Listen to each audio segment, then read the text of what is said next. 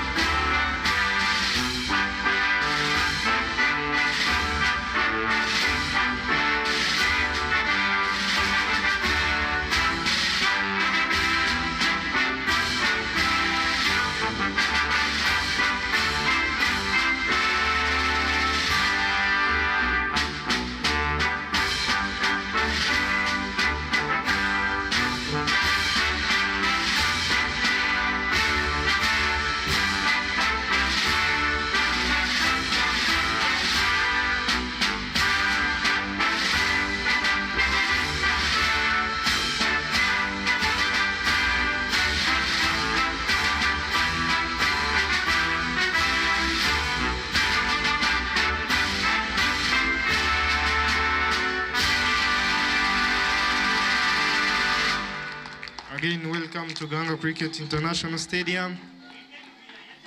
Tanzania taking on Rwanda.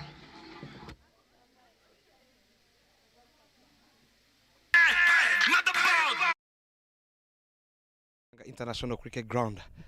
Match day 3, game number 6 of the Dafabet East Africa T20 Cup. It's a double header of Team Rwanda as they take on Team Tanzania. Of course, I'm here in the middle at the toss with the two captains, Abik Patwa, the captain of Tanzania, and Clinton Rubagumya, the captain of Team Rwanda, and our third umpire, Veronica Iriho.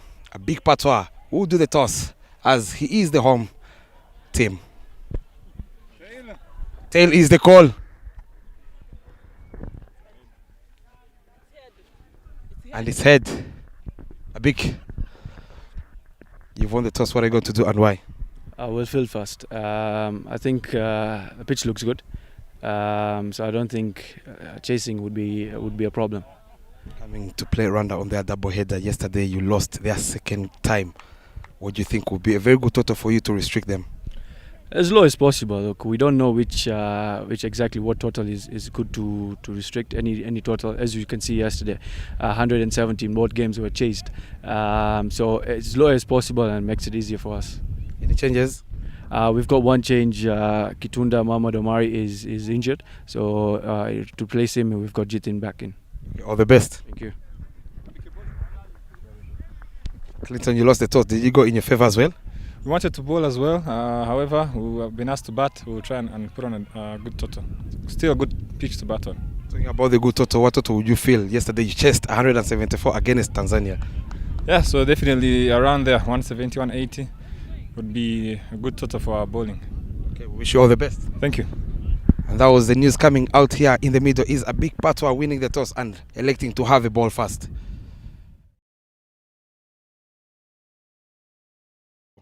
Match day 3, game number 6. It is a double header for Team Rwanda. Earlier at the toss, I was out there with the two captains. A big patwa, the home side captain, winning the toss and electing to have a ball first. Of course, Clinton Rubagumya, the captain of Team Rwanda, wouldn't have minded to have a ball first either, but he says and mentioned that he'll go with the batting. It is a very good wicket to bat on, as Clinton mentioned.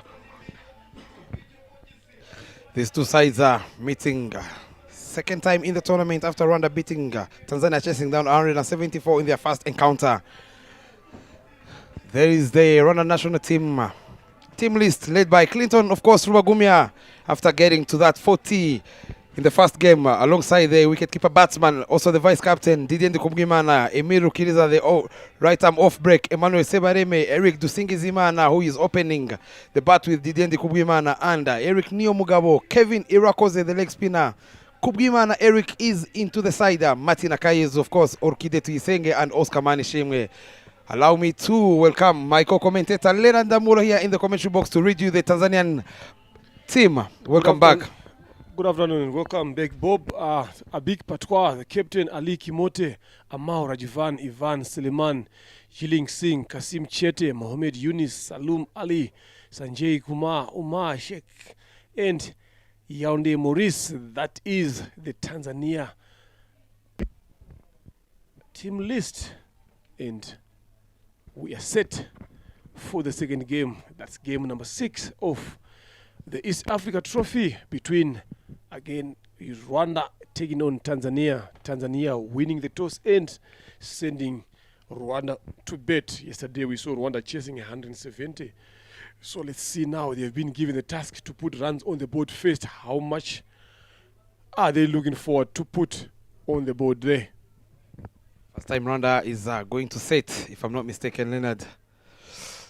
We'll have to see how they come up with a plan. They have a very good batting lineup. They bat till number 10, where Zapi comes in, who already has a 70-plus score in the local league.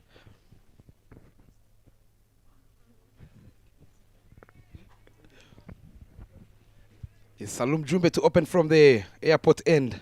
A sleeping place for him. Omar Kitunda misses out this time round for Team Tanzania.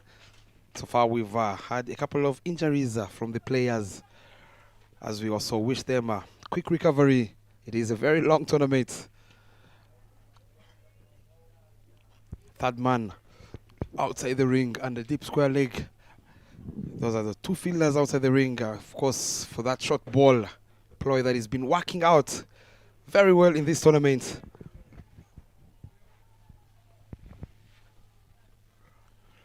Didi on strike, Salum Jumbe to bowl the first cherry. Soft hands there, looking to sneak in a single. Eric is not the quickest. He denies the young man, telling Didi and the Kubimana, hold your horses, young man. We have 20 overs to bat. I'm quite interested to see what approaches Didier is going to use here against these Tanzanian bowlers. Yesterday we saw him first bowl again against Jumbe there.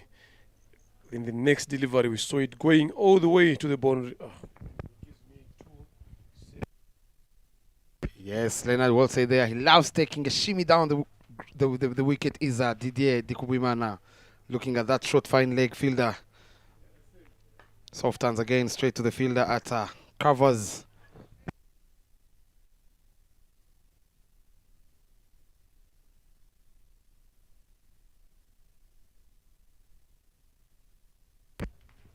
Good start there from Salum Jumbe.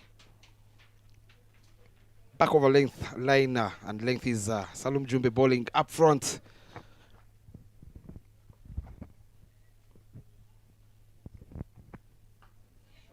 A trigger there, movement from Didier Dikubwimana to get Rwanda off the mark straight away.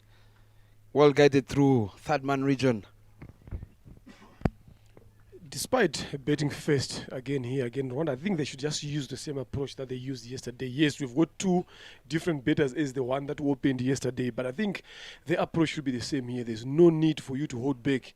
They need to go. But again, if you look at the length now that Salum Ali Jumbe is bowling now, I think they've discovered that anything that is short of a length on the body line, Rwanda are not comfortable enough to be playing those deliveries. They don't have a lot of options in terms of scoring against those short deliveries. So it's going to be interesting to see how long are they going to be hitting that 7-8 meter mark. You see, now they've seen it.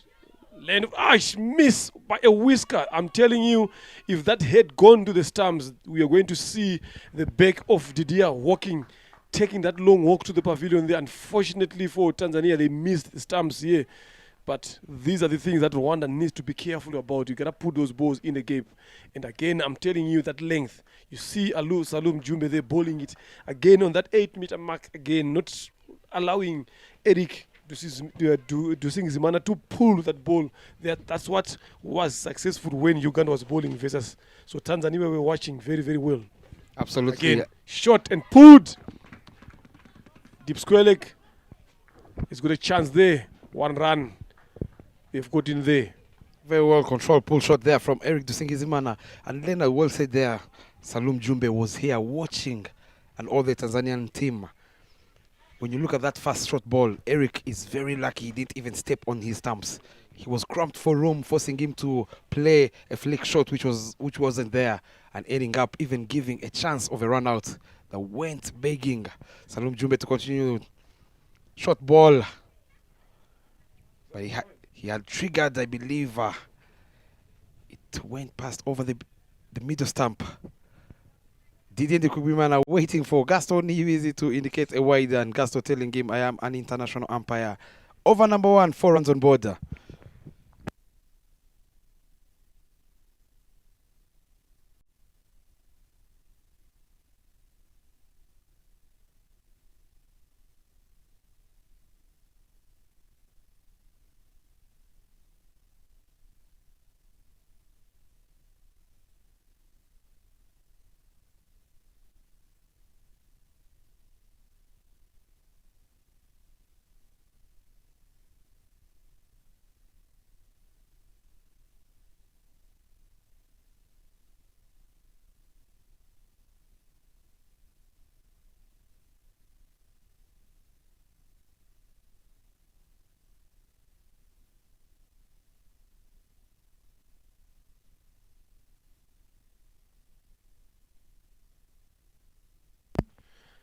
Opening the bowling from the pavilion end is Mohamed Yunus. He bowled some quick fire balls yesterday to Uganda.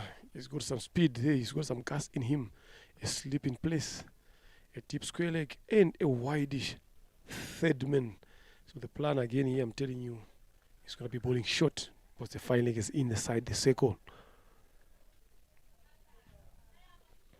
Starts off with a shot, and Eric has got the answer there.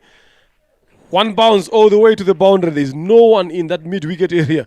You don't want to be bowling short ball and offer width to Eric Dusingizimana. You gotta be, if you want to be bowling short, you make sure that you're bowling short on the body line, edge speed to him, not allowing him to rock off the back foot and play that shot horizontal to mid-wicket. You don't want to be bowling that good shot there from Eric.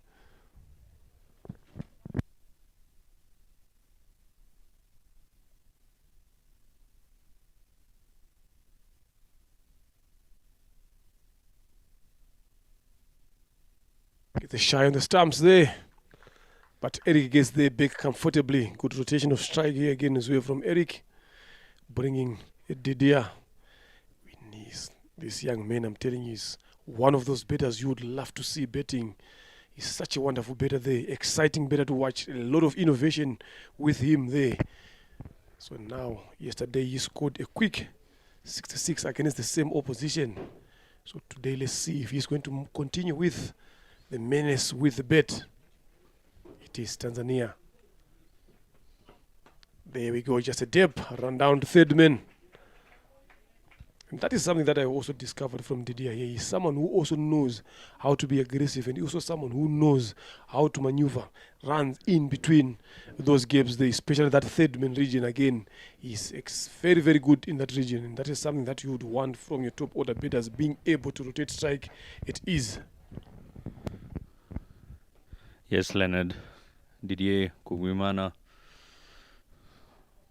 A very, very special player he is. Player of the match yesterday against the same side. Bangs in short this time. Eric has a go at it but misses it completely. Didier having scored 69 of 46 balls yesterday. 9 boundaries and 2 maximums. Strike rate of 150. Very, very healthy for an opening batter. He was with the big man Kevin, who was given a chance yesterday to open, and he capitalized on that, having scored his maiden 50. Eric wanted to drop and run on that occasion. Didier sends him back. The skipper of the Tanzanian side was quick to launch on to him this time around. Rwanda in the second over, last delivery left of the second over. 10 runs on board. Swing and a miss. Swinging hard is Big Eric.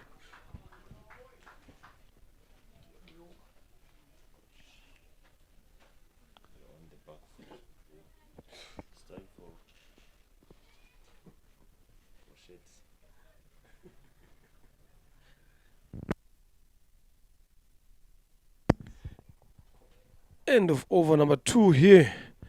10 runs is the total that Rwanda has got at the present moment. It is the East Africa Trophy happening here right at Gahanga. Salum Ali Jumbe to continue from the airport end here to bowl his second over. We saw the last shot, the Eric trying to split that leather into half, but managing to miss everything. Walk down the track there from Didier. And I think now the Tanzania, from what I've seen, they've learned a lesson yesterday. These two bowlers, they've not been bowling anything full here. They've seen Uganda in the morning again, the seamers bowling 8-7 meters there, not allowing Rwanda to free their arms off the front foot. And this is what these two batters have done, these two bowlers for Tanzania have done. So they were learning when they were watching this game in the morning, and exactly that is what they are doing here. There Didier goes on one knee, but didn't quite time it well. It came off the glove, but cannot stop him from getting that single that he was so much looking for here. And the plan here from Salum Ali Jumbe is to keep bowling that short of a length, not allowing these guys to play the pull or the cut. It has worked for Uganda in the morning. Yes, the surface does not favor a lot of bowlers, but if you bowl the right areas, the right lines and length, you will get the result that you're wanting. Yes, Leonard, the pitch will offer some bargain out of it if you pitch it in the right areas. We've seen that with the pace bowlers. If you channel and that's the end of Eric Dusingizimana. Was trying to go hard at it when flat bat just popped it up in the air, easiest of catches, and has to depart quietly. 8 runs off 7 balls.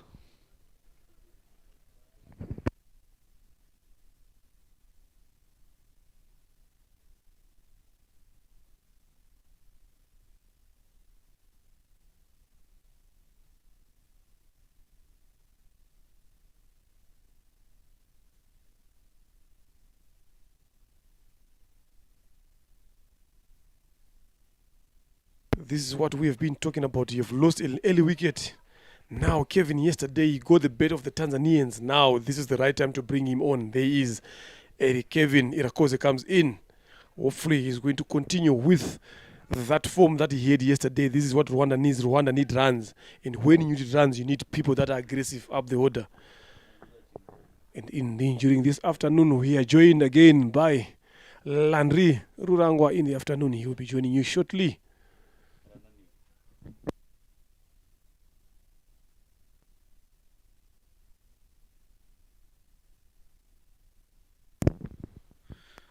Good afternoon and welcome, Landry, back into the commentary box here. Good afternoon, Zaid and Leonard. Thanks for having me and the welcome. At the beautiful Gahanga Cricket Stadium. Second game of the day. I watched the first game away from the comms, which was very interesting to see. And now Tanzania coming.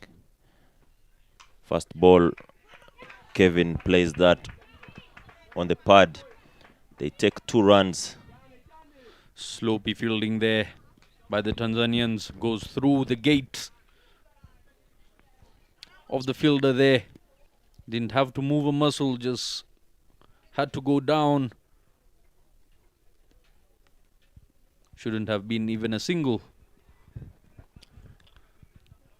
Kevin Irakoze yesterday scoring his first 50 internationally at a strike rate of 164.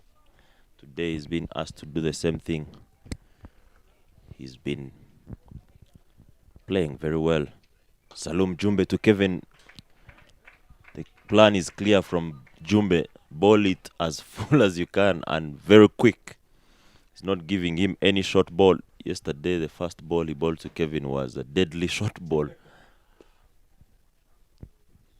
Shows you that the teams have done their homeworks in the last evening, and even Tanzania being able to come and sit and watch Rwanda bat in the morning game.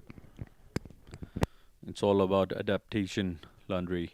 You've got to adapt to the conditions on offer.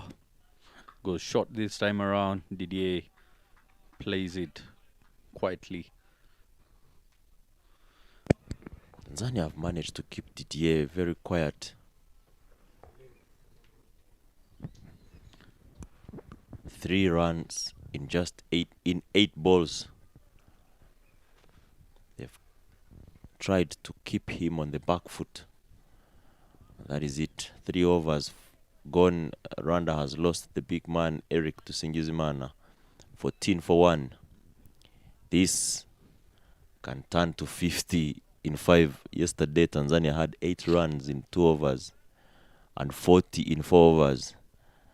Interesting cricket being played here. Aggressiveness all round. You saw Emmanuel Sebareme going after the captain of Uganda. 3 sixes in 3 balls. Got caught on the 4th one that he attempted. Power by the big man. And a 6 it is. Goes for half a dozen, tries to go short this time. And Mohammed Yunus has been deposited on the banks of Gahanga by the big man Kevin Irakoze. Look at that. Kevin is very strong and tall. Anything short will not be asking him to go on the back foot. He's just met that one and clapped it. Yunus to Kevin. Look to ball. Very well played. Good cricket. Sensible cricket from Kevin. Drops that and they take a single. Make that 7 runs in the over with 4 balls to go. I was just talking about 8 in 2 overs and 40 in 4. If the rate continues like this, it's going to be very interesting to see where Rwanda ends up after the power play. Yes, Kevin, given the chance yesterday, has showcased lots of cricket maturity, has played sensible cricket. Again, Didier shimmies down the pitch. Just connects it to the fielder for 1 run.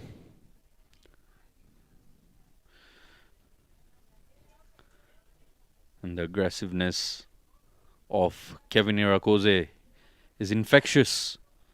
You can see the aggression coming out of Didier as soon as Kevin arrived to the crease. Swing. Big swing and a miss. Yunus there asking questions. We've seen earlier in the morning Kevin losing his shape and definitely losing his wicket, victim to Alpesh Ramjani. If he keeps losing the shape like that, he will not spend so much time on the wicket. Yesterday he scored runs thanks to he gives a chance and it's not taken.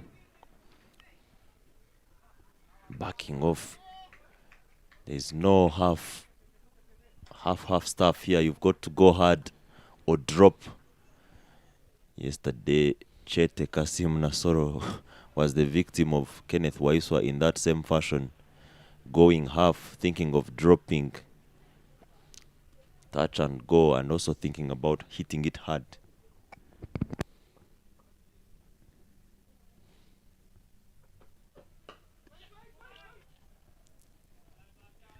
Nowhere to go on that occasion.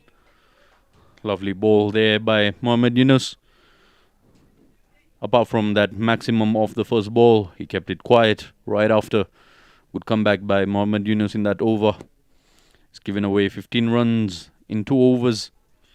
Rwanda moved to 23 for the loss of 1 wicket in 4 overs completed here. And there you see the manual scoreboard here at Gahanga. Local time 2:20 here at Gahanga International Cricket Stadium. Temperatures getting high as we're going through the summertime, as most people like to call it.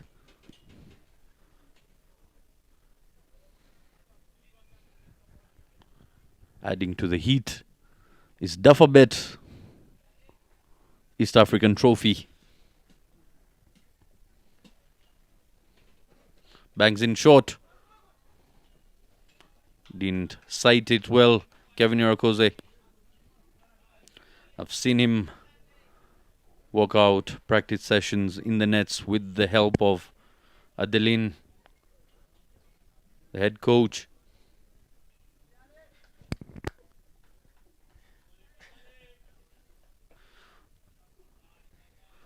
Working out with the sidearm.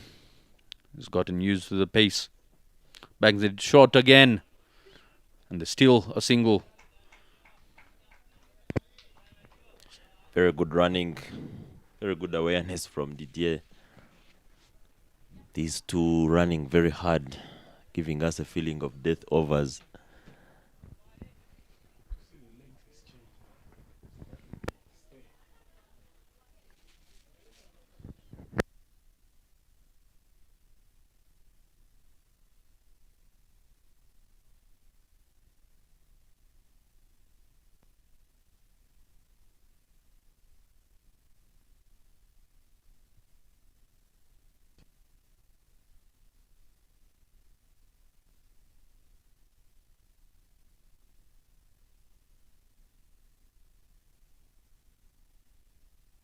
Lovely stuff from Didier, guiding that, running hard. Kevin will need to... Very good running between the two. There is a sense of understanding between these two, since they had a great partnership yesterday. Partnership well over 100. Opening pair. It was yesterday against the same side. Great commitment towards the game.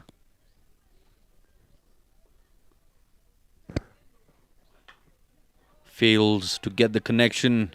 Lovely effort there by Didier. He loves playing that shot and does get lots of runs through it. This time around, doesn't connect it well.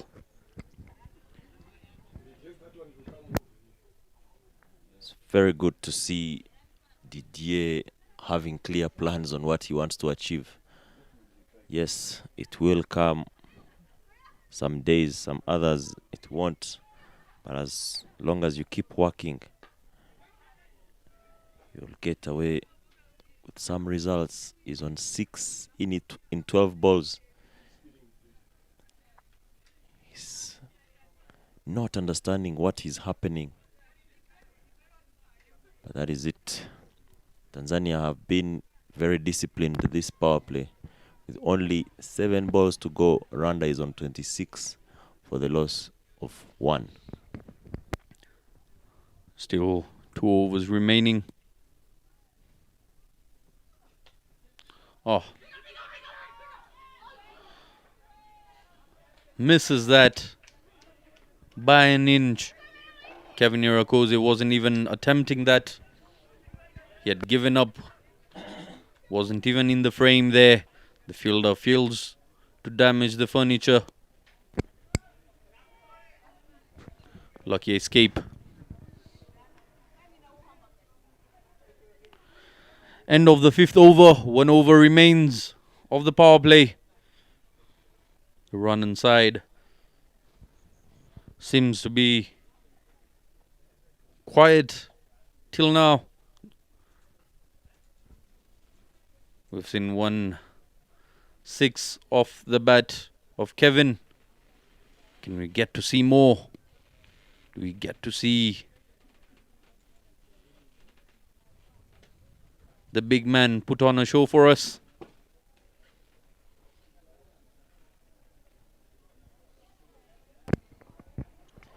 Mohamed Yunus to continue bowling. Didier attacks him. He plays that one on the leg side. Didier has been very attacking and it has worked for him. Make that 4 runs on the total. Didier quickly realizing that this is the last over of the power play. I need to take advantage of this. Look at that shot. The man whose idol is MS Dhoni. You will get to see Didier is a wicket keeper, opening the batting. Again, as captain Rwanda at under 19. And yesterday in the win against Tanzania, he goes very hard, and that is it. 4 more runs. I beg your pardon, 6 runs. Very good shot from the young man. 10 runs off the first 2 balls of the final over of the power play. Look at that. No need to run over the mount. Very good shot from Didier. Looking how much this man Didier has grown in the last 3 years. He's only 19 years, turning 20 this year. And he's playing like a mature cricketer. He goes, make that 14 in 3 balls. Lovely cricket from Didier, giving us a show here at Gahanga Cricket Stadium. With the amount of cricket being shown on television, everything is happening all over the world. Look at that. It's just hitting everywhere. 360. That was bound to happen. Landry, that was bound to happen. He loves playing that shot. And the moment the short, fine leg was inside the circle, he had to go for it.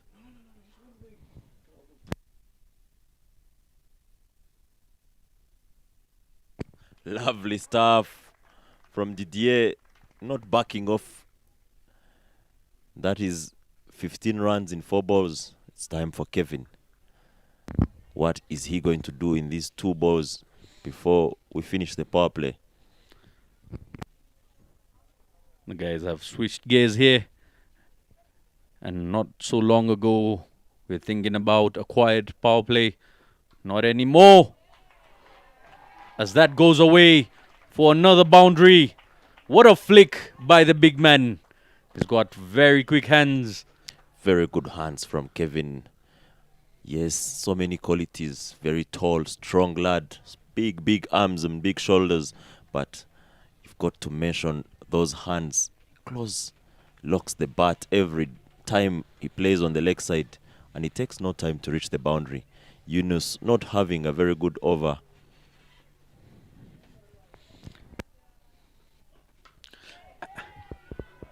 And that goes on the mound by the big man. Just a flick of the wrist. And it goes for half a dozen. Kevin Irakoze is in a hurry here. He's on 21 of 10 deliveries. Big man doing big man things. Look at that. Played it very well. It had the height and the distance. Make it 6. That over has gone for 19. And within no time, Mohamed Yunus has been hit 40 in just 3 overs. Is cricket being played here at Gahanga Cricket Stadium? From the looks of it, Landry, Kevin Irakoze seems to be amongst the batters who loves pace on and the new ball. The game this morning against Uganda, he was put within the middle order and failed to make the contact as cleanly as he is making right now. And that's the sort of difference it makes to a batsman, psychologically speaking. Coming up early, there's a sense of responsibility he's got upon his shoulders, knowing the big shoes of the big man, Eric Dusingizimana, that he's got to cover up as he departed quite early. 52 for 1 after power play. Rwanda was on 20 after 3 overs. Make that 52 for 1 after 6 overs.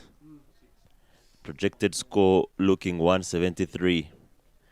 But we all know that anything that has been set here at Gahanga, there was a possibility of a chase. Yesterday, Tanzania coming in very hard and chasing Uganda's score on the last ball. The Rwandan batters will need to do a lot of work and make sure they have set a big total for Tanzania to chase.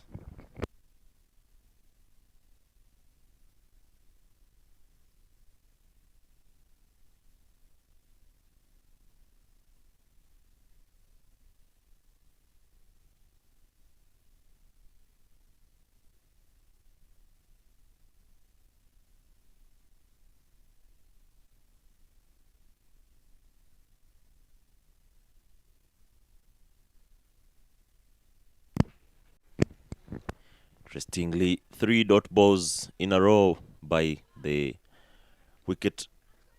leading wicket taker for Tanzania, Yalinde Morris. Didier gets off strike. Yesterday, Kevin got enough runs off Yalinde's bowling. Lovely shot, flat 6 on the store. He moves from 21 to 27 in just 11 balls. Yalinde is the leading wicket taker for Tanzania in just 1 year that he's played for the country. Kevin does not care about that. Look at that shot. Kevin Irakoze goes down on one knee and has all the time in the world to deposit that to the banks. And yes, he has. Big man playing a flat shot there. Flat 6.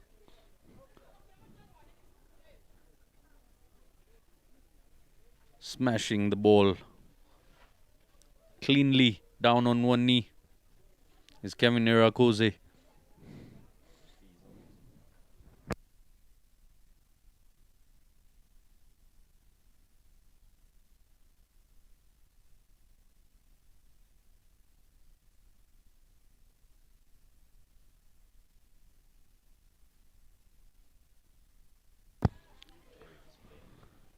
Change of balls. Kevin Irakoze. Yet another culprit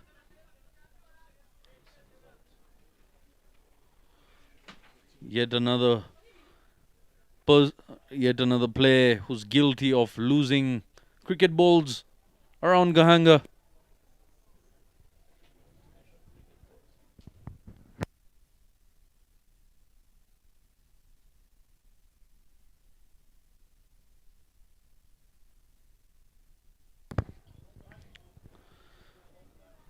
Steadily moving is Rwanda side. 59 for the loss of 1 wicket. Final delivery of the 7th over. 4 sixes.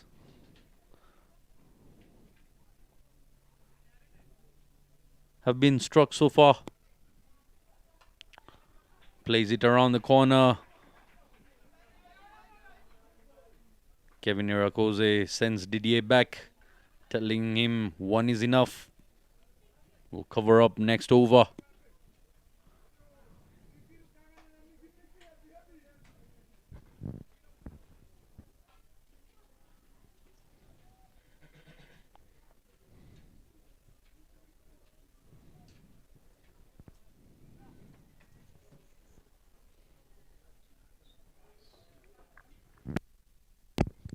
There you can see the dugout there, Sonia Uwimana, the wife of Eric, and that little man there is going to be hitting 60s soon, following his father's footsteps.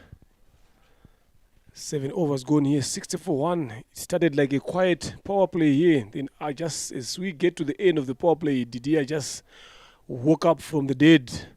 He's 23 of 22, and Kevin Irakoze again, 28 of 12. Things are happening here, right? For Rwanda now, the introduction of another bowler again from the pavilion end, who comes in to try and quieten these two batters, this Sanjay Kumar. Let's see how many questions does he have to quieten these two batters here. It's not a big 10 of the ball here. So it's not someone that you're looking forward to play for 10. You just need to watch the ball. You always ask questions, attacking the stumps every time. But with Kevin Irakoze, with the form that is in, we've got 1, 2, 3, 4, 5 guys on the leg side boundary here. It is brilliant fielding in the covers there. If that ball had passed, I'm telling you, that was going to race away all the way to the boundary. Lovely piece of work from Yusuf in the covers here. They've got deep square leg, deep mid wicket, 2 mid wickets here for Kevin Irakoze and a long on. So 4 guys manning that leg side boundary. They know his strength in that region. But as soon as Didier comes on, again, there is movement. That deep mid wicket, again, the second one has been moved to short fine leg.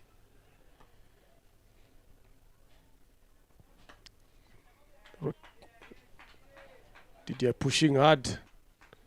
And this is lovely cricket to see here again, forcing them to adjust. Again, those same fielders are going to be running miles up and down because of the composition of the batters that they've got. The difference of the two now makes it happen that way.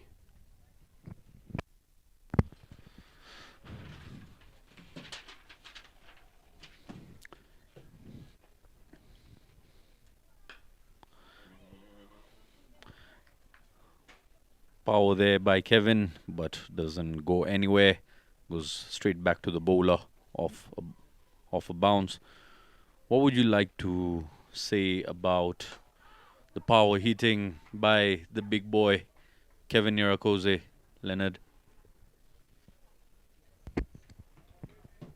I mean, it's something that you'd want him to continue doing here. It's just a matter of him now not failing to time the ball very well. But what I'm liking from him is the intent that he has got, the idea that he's got, that is going in the back of his head of wanting to hit that ball. That's his strength. And to make sure that you play to your strength. That's what we always say. That should be easy too here. Yes, they get 2 comfortably. It's all about playing to your strength. Right? There's no need to change whatsoever. Play to your strength.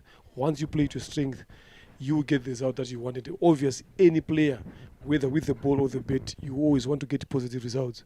So I don't think we should be stopping him from playing the way he's playing. Look, all of a sudden he's on 30 or 15 delivers. That's a strike rate. The Didier goes for the sweep out of reach. And that completes over number 8, 65 for the loss of 1 wicket. There's also that sense of understanding that Tanzania, being the same side that won their first game of East Africa Trophy yesterday against a quality side, Uganda, chasing down a high total. Rwanda will be looking forward to setting a total around that mark, similar to yesterday. Yes, Tanzania got away with that, requiring 2 runs off the very last delivery. And what a knock that man, Ivan Silivani, played yesterday. It was raining sixes all around the park here at Gahanga.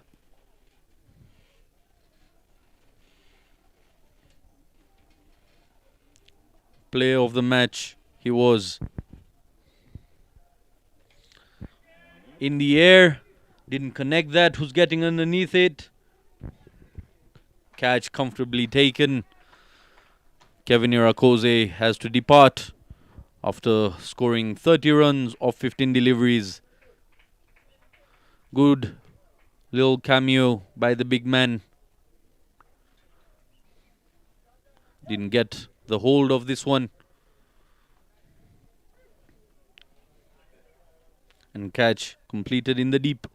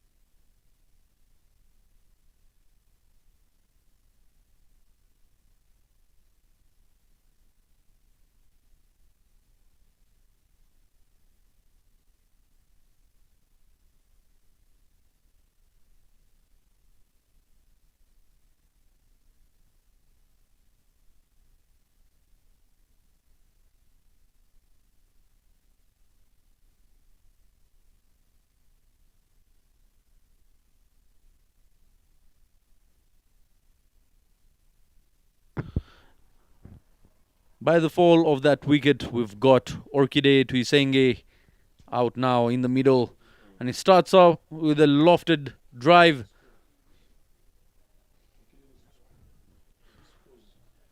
Lands short of the fielder at long off.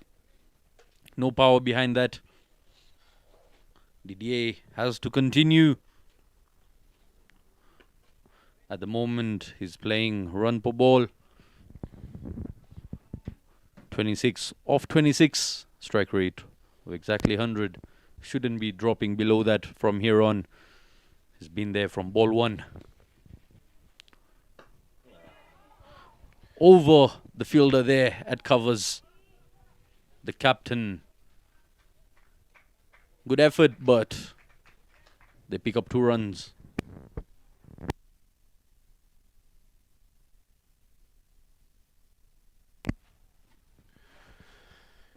Definitely what needs to happen here is Didier needs to bet a bit longer here. He has to be there all the way to around about 15 or 16 overs there.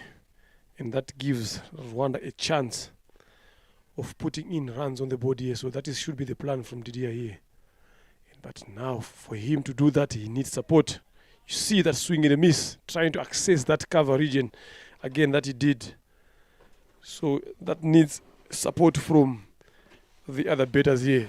And also someone that I would love to see scoring here since the tournament started is that man on the other end there, Okide Tuisenge.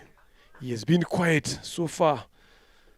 So he needs to step up. He needs to add up some runs in there. End of over number 9, 68 for the loss of 2 wickets.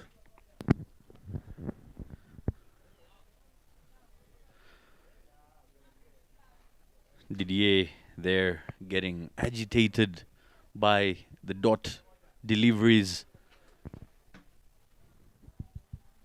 The kind of player he is. He wants to keep the scoreboard ticking at all times. Having missed out twice there. Was not happy with it at all.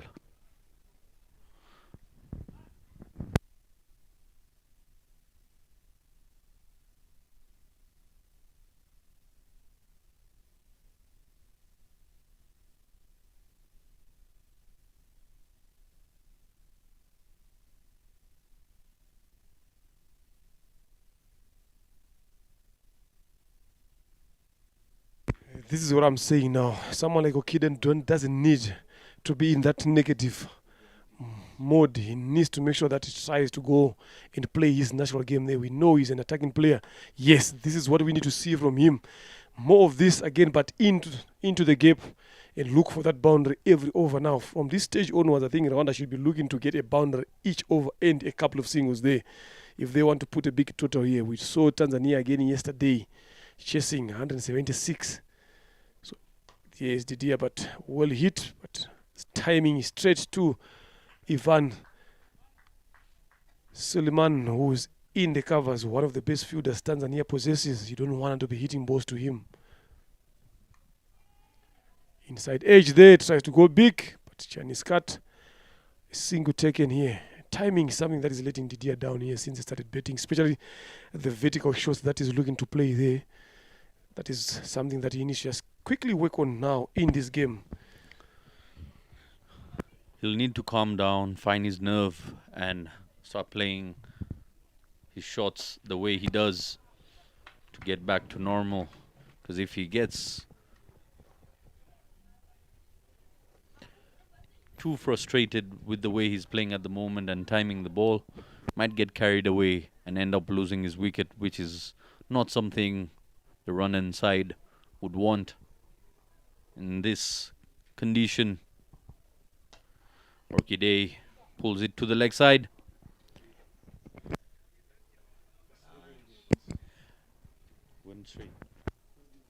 That is it. Halfway stage, 72 for 2. Orchideans together with Didier doing the batting for Rwanda. Very important now that the power play has ended. In the morning we saw the way Simon Sesazi and Ronak Patel were getting 8 runs to 9 per over, getting a boundary every over. The Rwandan batters will need to be very calculative, but not taking away anything from them. Kevin has batted brilliantly. 30. That is a very good scores in T20s.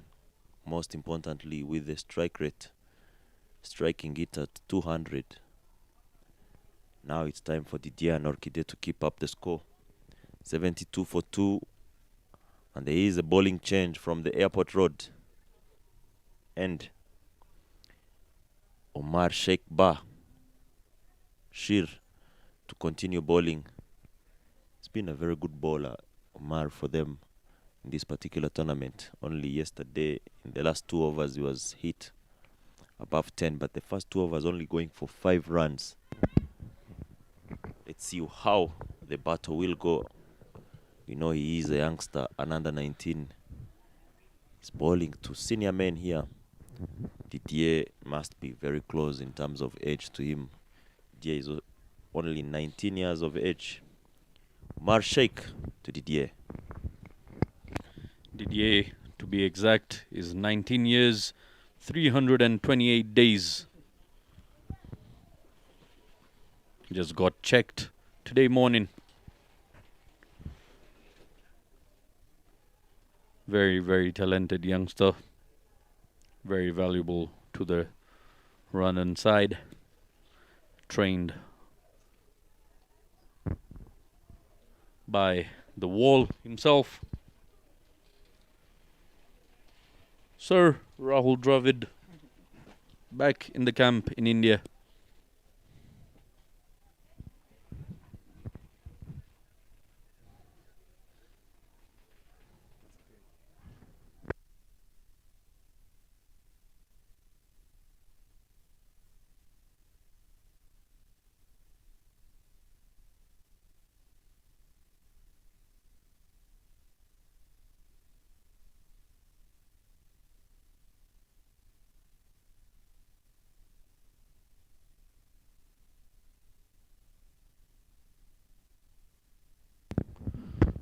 Youngster to youngster, going down leg side this time. Plays it around the corner, rotating the strike is Didier.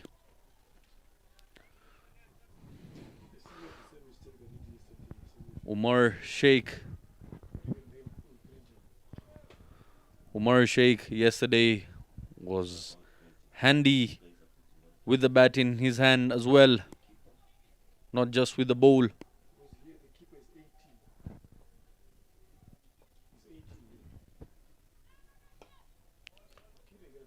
Lovely length there by Umar Sheikh.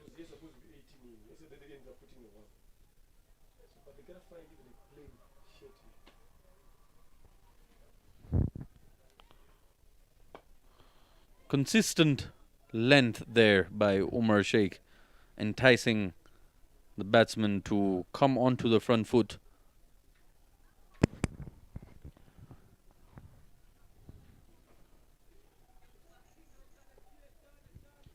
Current run rate dropping to 7. The batters here on the wicket needs to do something, and Didier does it. Hits that one towards third man, and they take 2 runs. Orchidea needs to follow the steps that Didier is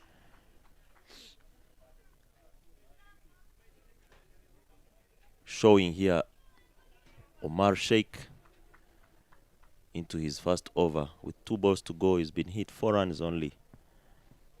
Will they get a boundary? Goes on the reverse, finds a fielder, and they take 1 run only. Amal Rajivani, the wicket keeper there, looking very good.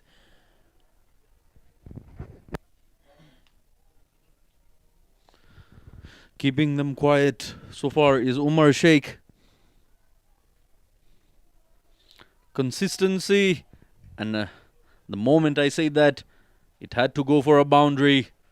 Believe it or not, the commentator's curse does come in play. So 5 runs he's given away. Not the sort of way he would like to end his over. How often do we get to see that, Landry? Very rare. That one missed completely by the batter and the keeper. Orchidea drives that straight to long off Ali Kimote. Yesterday was very expensive, but today came back strongly, hitting the deck. 82 for 2 after 11. His quote during different agendas, Landry. The agendas were different this time around. He's been treated gently. Not quite sure how the remaining 3 overs of his will go. Yesterday as well, his first over was quite decent. And the second one too. But after that, he got some liking to himself by the batsman.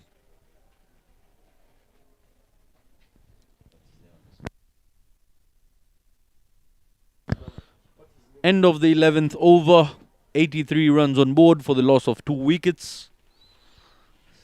The current run rate is 7.55. Didier on 34 of 35 balls. Orchidea starting up very slow. I'd say 5 runs on the board, having faced 7 deliveries. Kasim Nasoro Chetet Orchidea. They take a single off the first one. Didier on strike. The man is on 34 in 35. There is need to step on the pedal and start accelerating for Team Rwanda, because anything below 160 will be very chaseable. Chete balls are wide on the second one. Anything below 160 will be very chaseable here for Tanzania. Again, Rwanda resting their top best bowler, Zapibi Menyimana. Very good running between the two. The look of things here, the Rwanda dugout has 5 batters ready. Explosive Martin Akaezu, Oscar Manishimwe and Clinton Rwagumya outside. Anyone is ready to go in. There should be a message sent. It is time to start going at 9 per over. What sort of effect does it cost to the Rwandan side having key bowlers like Zapibi Menyimana and Inyas Nirenganya out of the side against a side like Tanzania? Again, as you said, Zapi and Inyas, top quality bowlers. Unfortunately, Inyas is out for some time. He will have to be put under treatment because he's injured. But you've got to give it for Zapi. He's bowled very well in the last 2 days.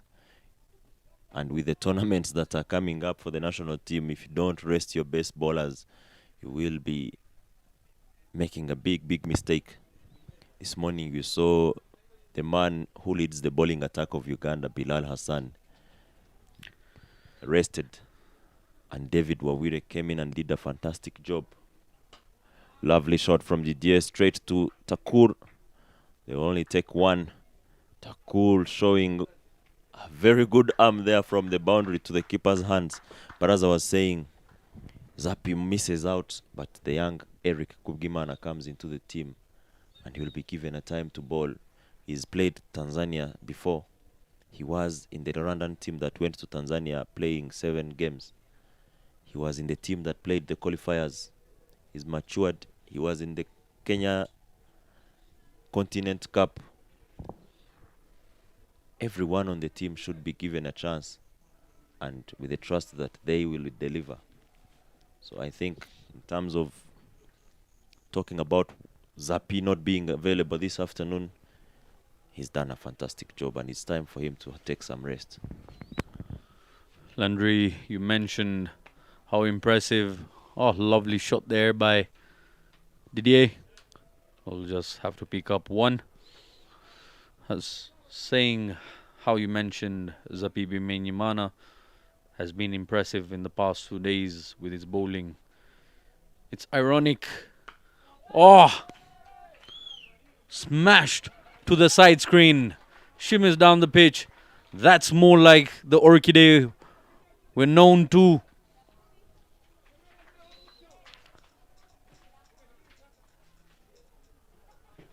Orchidea Tuisenge, the man with the highest individual score in T20 internationals for the Rwandan side.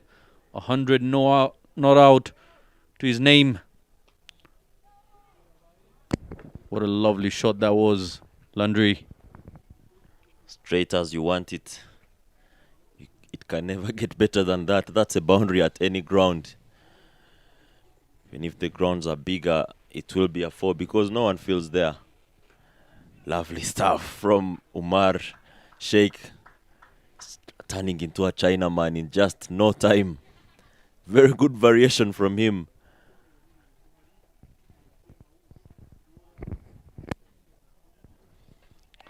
And castles him, completely undone by the variation of pace. Played the wrong line and has to pay the price. He's got to depart. Heads down. Long walk to the pavilion. He knows he missed a straight one. Kudos to Umar Sheikh with the variation, dotting in a quick one onto the off stump. Very, very mindful of the young lad. straight as you like it. Very good ball. Earlier in the morning, Omar must have been listening to Alpesh Ramjani at the post-match there with Coach Leonard, saying that this wicket, as a spinner, you've got to bowl stumps to stumps. It's no turn. And the youngster does exactly what Alpesh did to Kevin, bowling it straight, full and quick to get rid of Orkide to Isenga, beg your pardon. And that brings Akayezu Martin, the explosive Akayezu Martin, man who scored 47 in the Elite League at a strike rate of 280. He has the highest and the quickest 50 for Rwanda of 19 balls against Ghana. The message is simple. He's coming here to bat and score runs. He starts off things with a boundary. 4 more runs on the total. 99 to end the 13th over. Eric Big Dusingizimana there speaking some Swahili, thanking Martin. These three nations have played each other for some time, since 2018 when the ICC opened the doors for the East Africa teams to start competing. Before then, Rwanda was never playing Uganda and Kenya. First tournament coming here to Kigali. Rwanda, Kenya, Uganda, Tanzania. Kenya winning that tournament, followed by Uganda in the final. Beg your pardon, Uganda winning that tournament thanks to Riyazat Alisha and Dinesh Nakrani, who scored a century on that particular day. Since then, it has been back-to-back matches in the East African nations. And now we are here for the East Africa Trophy. Chete to ball to Didier. Didier goes hard, and it is a maximum. He breaks the advertisement boards there for Dafabet. Eric giving Swahili feedback to Didier. Look at that, well picked. And even hit at the best area over the bowler. Lovely looking maximum there, Landry. Will he have a go at it again? No, watchfully played. Just rotates the strike. Will come back for 2. Good running between the wickets there by young Didier, and catches Martin Akayezu on his way back. Fun fact about Eric Dusingizimana, when it comes to adaptation, he's one man who crosses every language barrier, no matter what opposition he plays. To the Indians, he speaks in Hindi.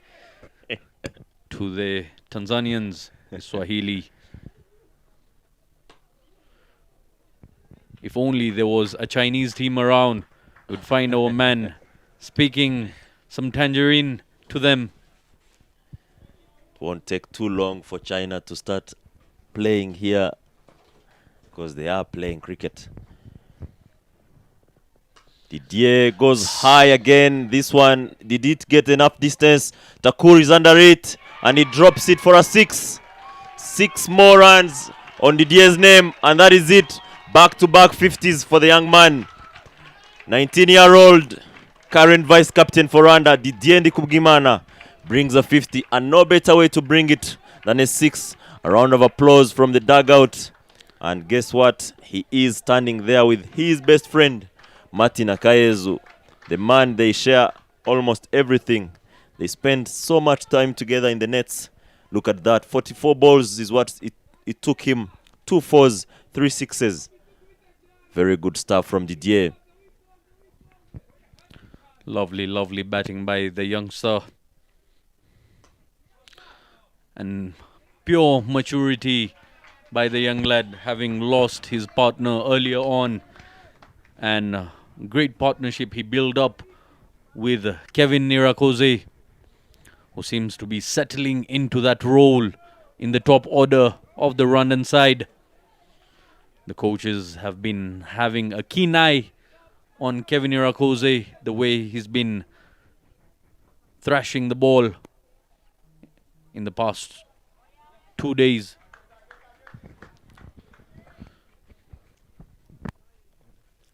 It's looking very easy for Didier.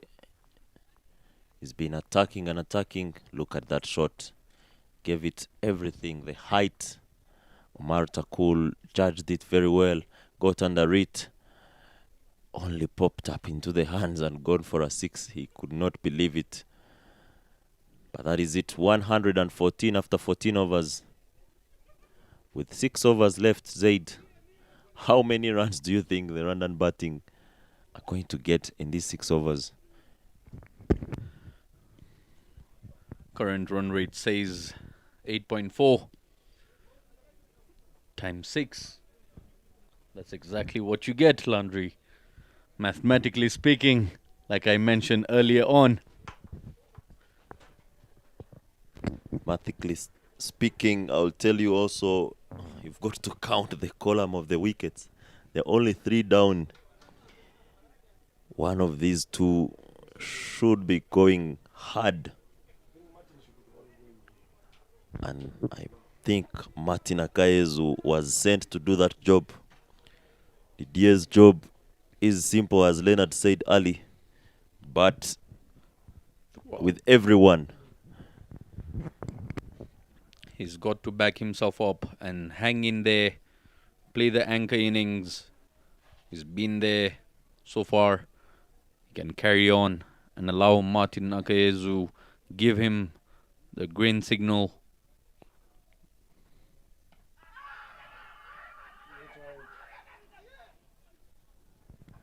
Umpire Gusto not moved at all by that very animated appeal by the Tanzanians.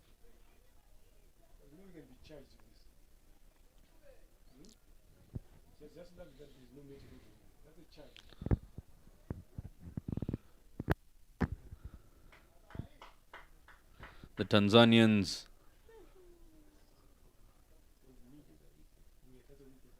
had a loud appeal.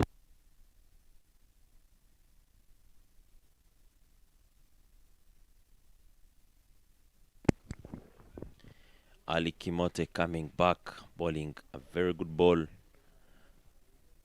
And he thinks 100% that was out, but Castor thinks different. Comes back, gives him a slow ball. There is a chance for a catch. Didier takes a walk before they even get that one. Ali Kimote gets rid of Didier after scoring a half century. 52 in 47 balls is what he got. And that brings Eric Nyomugaba on the wicket to bat.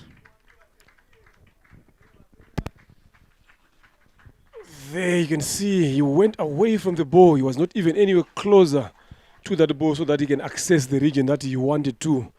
Went a bit far down the leg side. He should have gone a bit more close to the offside and tried to hit it over extra cover. He would have got it enough of it. But at least a good knock, 52 of 46 deliveries here. He's played his part up the order there. Now it's up to these other guys that are coming in behind him. Neo Mugaba and Martin Akayezu, they also need to put up a good partnership here. We saw in the morning Uganda, Ronak putting up a good partnership with Ronald Lutaya there, and also with I just need to check in the name here, Aupesh Ramjani. They did put a good 2 solid partnership in the middle period. That's what allowed Uganda to put in 186. So this is what these two guys also, again, Eric Nyomugaba and Martin Akayezu, need to copy from. Slow delivery there, went across the line, then could not see anything. Nyomugaba, Eric.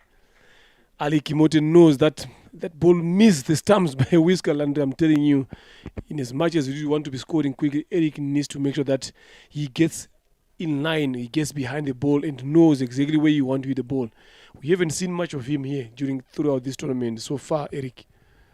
Haven't seen him much, and he's been given a third chance today. Steps down.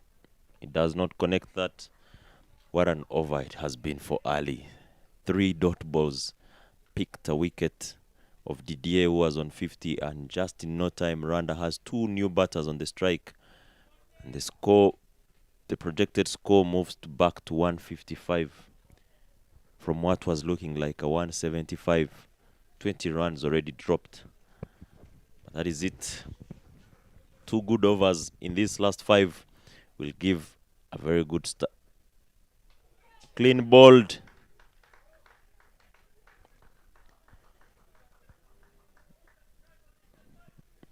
He leaves without scoring. And Clinton, the captain of Rwanda, will be making his way.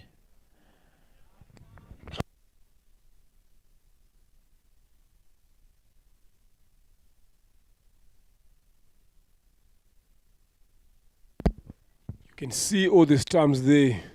Again, exposing all the stumps, and that head was a bit up again. I'm not sure what kind of shot was he looking to play there and which area was he looking to access in the field here. But he puts himself and the team under a bit of trouble here. 114 for 5. I don't think Landry are going to see 160 or 50 plus here with the way Rwanda is losing wickets here. At one point we were talking about 170, 180 plus, but now we are now talking to 150 here. And with the way these wickets are falling at regular intervals, I'm telling you, it's going to be hard now for Rwanda to put up a decent total here. It's going to be very hard. But I would say it all depends on what happens in these 2 overs. Ali Kimote, Clinton drops that and runs and brings Martin on strike. But Clinton will be taking on the next over, which will be coming from Takur.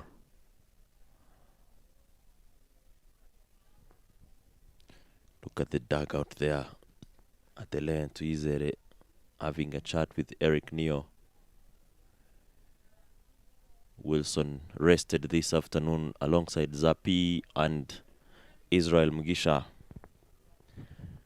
16th over to be bowled by Kasim Nasoro Chete.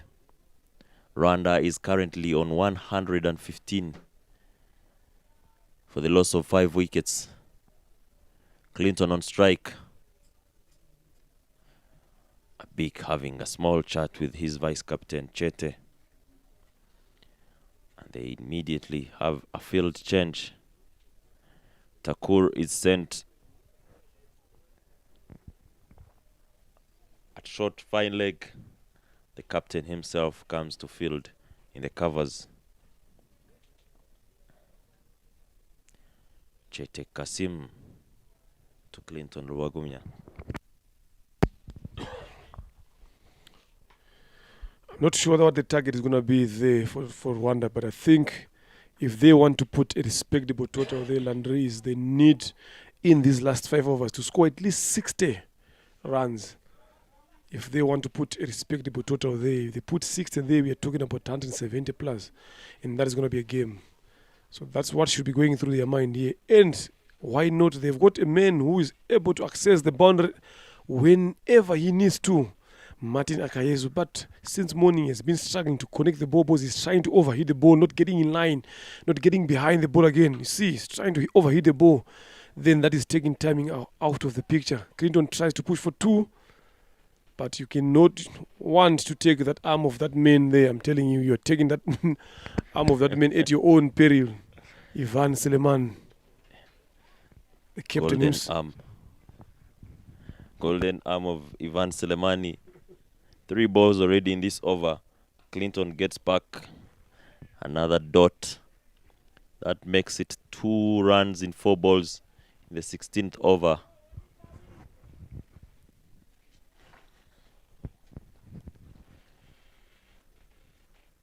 Clinton takes a little shimmy there. He hits it straight.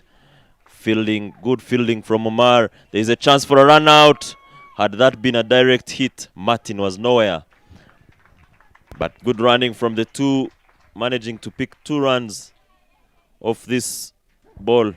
Fantastic fielding from Omar Sheikh. Lovely fielding. That's what you need to see there from your fielders again, begging you up. stopping those boundaries there. Clinton Rubagumunya, he loves to play those shots there. Ken Sanjay managed to stop that one. Some football skills there. Good enough to stop 2 runs there. From Sanjay Kumar there. To end over number 15, number 16 Landry here. 119 for 5. What sort of a total do you think Rwanda will end up on here? I think, as you mentioned, with 4 overs to go, should be looking at 10 per over. And that will take them to 160s, which is something to fight with. And guess what? Ali Kimote comes back to ball. He's had a fantastic over the previous one. Picked wickets of Didier and Eric Nyomugaba. One of the girls' national team players there telling them, we need 15 4 overs. Definitely she wants that after winning, after being sent in to bet there, you need to make sure that you go on there and put some runs. They know that those 50 runs, they need to take them to 70 plus. That's a game. And that's exactly what we've been talking about. Is that enough from Akayezu Martin? Yes, it is. Maximum 6. We need more of that. And Ali Kimoto is not happy. But I don't think the fielder could have done something there, Landry. It was, you need, I don't know how many inches to get that. There is Akayezu. The elevation was too much, big enough to hit a couple of meters outside the bound. I don't know why Ali Kimoto is shouting at the fielder there. There's nothing he would have done with that ball. That is maximum.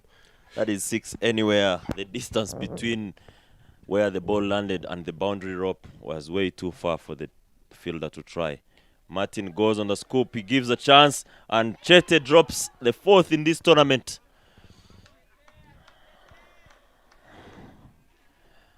You can see the Clinton not happy, Landry there. Clinton is not.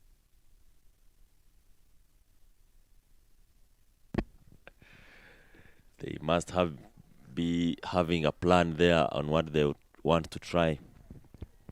Ali Kimote coming in to Clinton. Lovely stuff from Clinton. They just rotate, take a single. They need to go as hard as they can.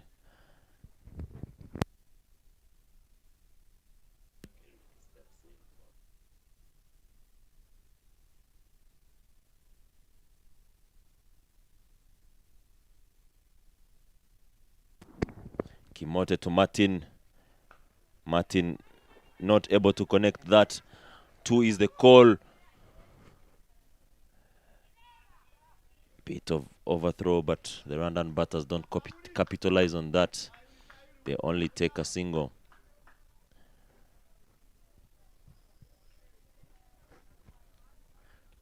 .130 for 5 after 16.4. Talked about 10 and above. These are 4 balls in the over. Rwanda has already gotten the 10. Lovely shot from Clinton, inside out, chance for a catch. Misjudged that. And that is 4 more runs on the total. Yalinde Morris trying to turn to his left because he's a left-hander. And the ball turning, leaving him stranded there. Look at that, inside out. Lovely shot. Unlucky from Yalinde there, not able to move.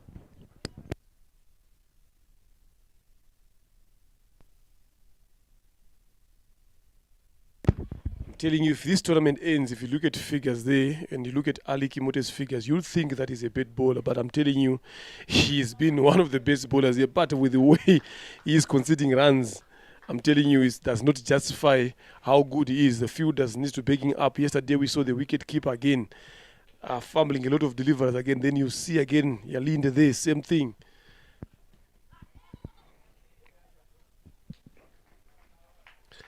Leg by signal there by umpire Gasto Nibizi. As we finish over number 17, 135 for the loss of 5 wickets. 24 deliveries left here. How many runs is Rwanda looking forward to put there?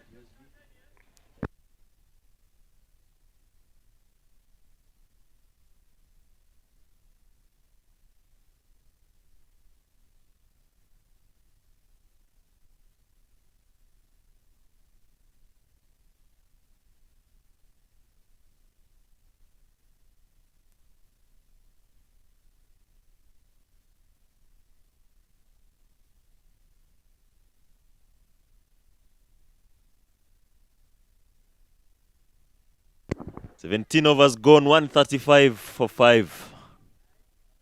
Current run rate is 7. Yalinde Morris coming to bowl the 18th over. Is this a good plan, or you think it is suicidal from Tanzania to bring a spinner at this rate? I mean, it should be a plan because they definitely need to try to take wickets. Clinton, lovely piece of timing there, but there is Suleiman there. I'm telling you, he's not going to let that off to the boundary.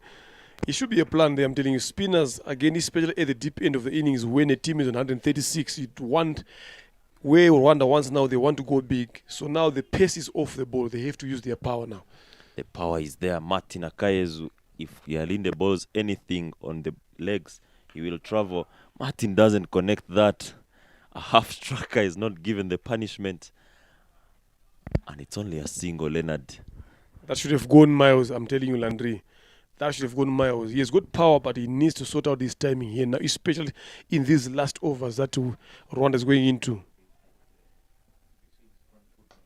Again, lovely shot from Clinton, but is it enough? I think if Clinton goes through with these shots and throws his hands onto these deliveries, and these balls will be landing straight on the side screen there. That's what Didier was doing, yes. You just need to go through with the shot and follow through. Those balls will land straight there on the side screen. There is Akayezu. Is it enough? That should be enough. It is more than enough. Yes. You talked about power. You talked about Akayezu having the power. There is timing there now, Landry. And with the amount of muscles that he possesses, balls like that will go to the boundary. And this is what Rwanda needs at this point of time. Getting Martin Akayezu on strike and making sure that he gets those bounders that they're looking for. Anything less than 170 here is going to be hard for Rwanda to defend. Again, but there's a fielder down here.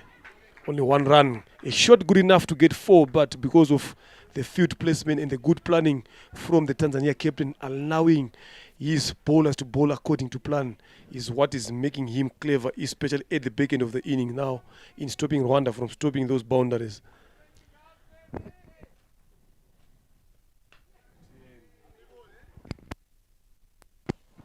"18 overs gone. Rwanda is at 145 for 5. 12 balls to go to finish the first innings. Martin Akayezu together with the captain Clinton Rubagumya. The fans are asking for 30 in 2 overs. Will that be the score, or will Tanzania keep the Rwandan batters quiet? We were talking about the spinners coming in to bowl at the death, if it is a good plan or suicidal. The previous over has gone for 10 of Yalinde, and the Rwandan batters felt they did not get enough of that. And now the 19th over is going to be bowled by another spinner, Sanjay Kumar Takurbum. But if you look at it yesterday, the first over he bowled Sanjay, I think he went for 22, courtesy of Didier and Kevin. So which means Rwanda can take that to the advantage. He can be hit now. It's all about Martin now. I'm doing there now. You cannot get those 30 runs that we're talking about if you're playing those shots too early.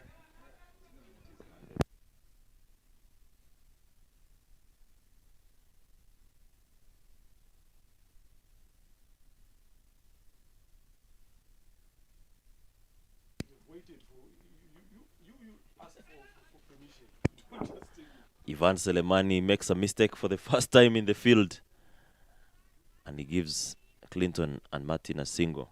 Clinton on strike. Takura has already bowled 2 balls and only gone for 1. Leonard. Definitely that should be a good plan that he has employed. But these shots now, I'm thinking that both of these Rwandan batters are becoming too much predictable, especially trying to play that scoop here. There is a man who is set there for that particular shot. They should make sure that they find that gap here. There's a deep square leg. There's a big gap between that 45 fielder short file leg and the deep square leg. Yes. See Martin Akayezu head up there. Not even watching the ball, watching and looking at the heavens. But you gotta be watching the ball. Yes. Try to hit in front. If you try to clear that man in the covers there, Landry again, and look for the side screen. That was bound to happen there. Martin was trying too hard to get himself out. And now Sanjay Kumar manages to get that wicket that he was solely looking for, dismissing Akayezu Martin. And in comes Emmanuel Sebareme. We saw him the morning game again, getting the better of Pride Masaba. Now this is the situation that requires him to come and look to go big. I don't know, Landry, what you think here should be a good score for Rwanda. I think with 8 balls remaining now,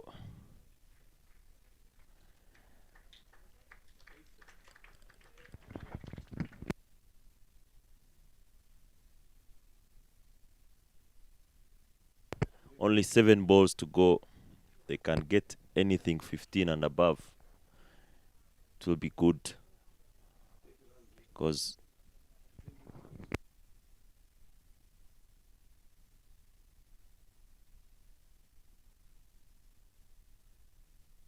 Emmanuel Sebareme comes in. He hit a hat-trick of 6s in the morning against left leg spinner. He doesn't connect that. They take 2 runs. Very good running. Umpire Abith thinks Emmanuel was in. Very good running from him. That is it. 19 overs gone. 149. Brilliant call from the umpire in the best position that he can be in. Very safe 6 there. balls to go, Leonard. I've witnessed one of the biggest over in the history of cricket, 36 from 6 delivers. It can happen. I've seen another over going for 30 again. It can happen here. So we can think along those lines, but is it the same thing that Clinton? Do you think Clinton now is thinking along those lines of getting 5 6s in one over? I doubt that.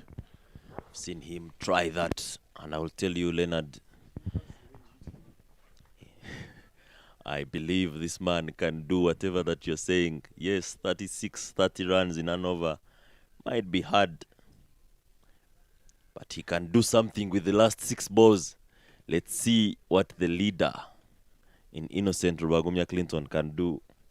He is facing the experienced Ali Salum Jumbe. Every time that I come to Gahanga here, just coming up there, either to the office or just coming into every couple of coffee here, I've seen him, Clinton, doing some range hitting 6s all the way to the next ground, 6s going over the Gahanga pavilion. So he was practicing for that certain situation now. There is Landry. The moment you mentioned coffee, I started doubting everything you're saying. But that's okay. That's a story for another day. We have 5 more balls to go here for Clinton to face. Told you, Salum is a very good and experienced bowler. Look at that first ball. Block hole. I mean, that is what he has been working on every day. I'm telling you, you see him doing some range hitting here and being successful. But now he goes for that short leg by that should be. In Tanzania won't mind these leg buys as soon as they come. As long as it's not a boundary, Tanzania won't even mind about it. Now, Sebareme Emmanuel comes in. What can he do here now?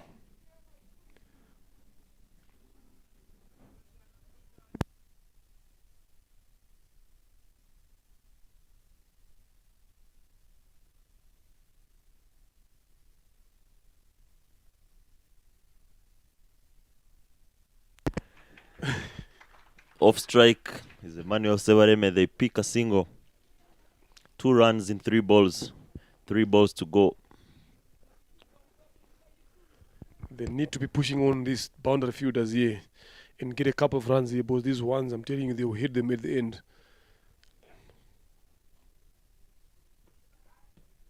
Still trying the shame shot that is not working, Clinton. You can hear the frustration. He's shouting at himself. He knows that he could have done better. 2 leg byes coming from him, again playing the same shot, but not getting better off Salum Ali Jumbe here. He need to find another option here. 2 delivers left here. Now how much more runs can Rwanda add on this 152? 2 deliveries to go. Salum versus Emmanuel Sebareme. He runs in, goes on a switch hit, no connection whatsoever. And 2 balls, 1 ball to go. Clinton to face. Landry, all these 3 leg byes came with the batters playing similar shots and not being successful with that. I don't know if that plan is going to work for Rwanda here. 1 more delivery here. If they could have played maybe conventional shots, I'm telling you, they might even gotten at least 6 runs there. Again, it tries to go hard down on the ground. 2 runs it is. They're trying to push, but not even. That is 1 run to end the first innings. Tanzania 154 runs. They need 155 runs to chase here. Tanzania and Rwanda finishing up on that. A couple of runs short from the target that they chased yesterday. And if you look at the runs that they scored against Uganda, again, there's an improvement. There you go. Didier Kubgiman, 52 for 47 balls, strike rate of 110.64. Erika Dusingizimana, 8 balls, 80 runs, strike rate of 100.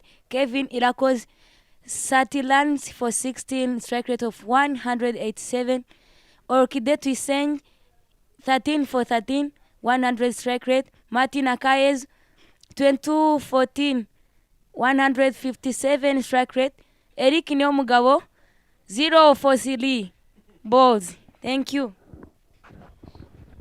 That was Rosine going through the betting card. If you look at the partnership there, Rwanda, the only biggest partnership you can talk about is Didier and Ndikubimwana and Kevin Irakoze, 54-run partnership. And Didier again with Okideth of 30 and Martin Akayezo and Clinton Rubagumunya, 33 of 24. Those are the 3 meaningful partnership that you can talk about. The bowling there, Salum Ali Jumbi at the top, 10 runs off 3 overs, excellent economy. Mohamed Yunus being the expensive one, going for 13, 3 overs, conceding 40. Ali Kimote, 2 wickets. Again, excellent there. Yalinde Morris, again, taking 1 wicket. And Sanjay Kumar, 3 overs, 13 runs, an economy of 4. Extras, 11. And that brings the total to 154 runs. Tanzania needing 155 runs to win. We're going to be having more of these here in the commentary box. Rosine Irera is our guest today. So she will be with us for a couple of overs. We are joined here by Zaid Khan and Landry Rurangwa. Bob is going to come in and step up again in a couple of overs in the second innings. So stay tuned and wait for another run chase.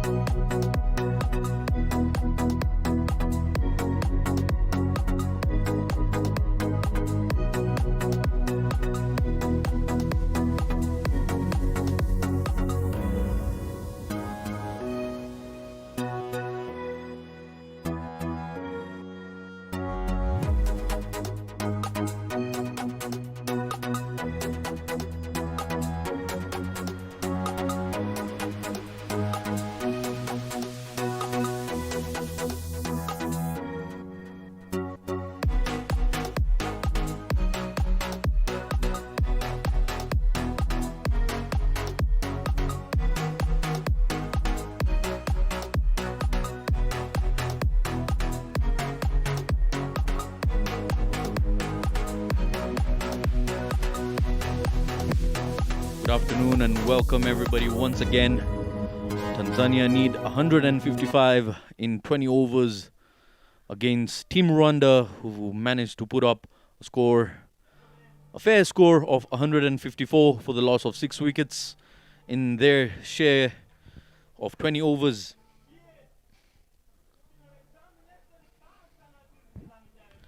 It's going to be an interesting run chase. From the looks of it, Martin Akayezu will be bowling the initial over, coming from the pavilion end. Tanzania with their main man opening up. A big patwa, the captain himself, and Ivan Soleimani, the man who made the difference in the game yesterday against Team Uganda, allowing Tanzania to taste victory for the very first time in East Africa Trophy 2023.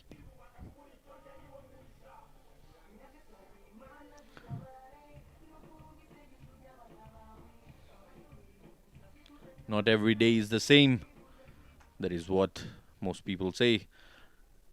Let's wait and find out through the course of this innings.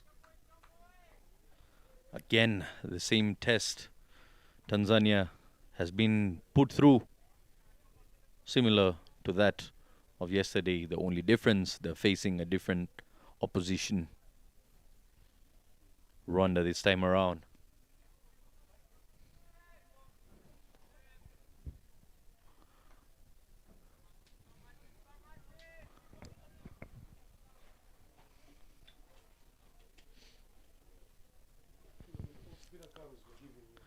Extra cover fielder, the captain himself has gone deep.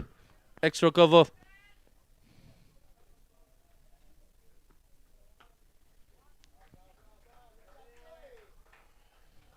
I think what Rwanda needs now years ahead is they need an early breakthrough, especially in the power play here. Just take a couple of or 3 wickets in, especially these two guys here, the captain and Ivan Soleimani.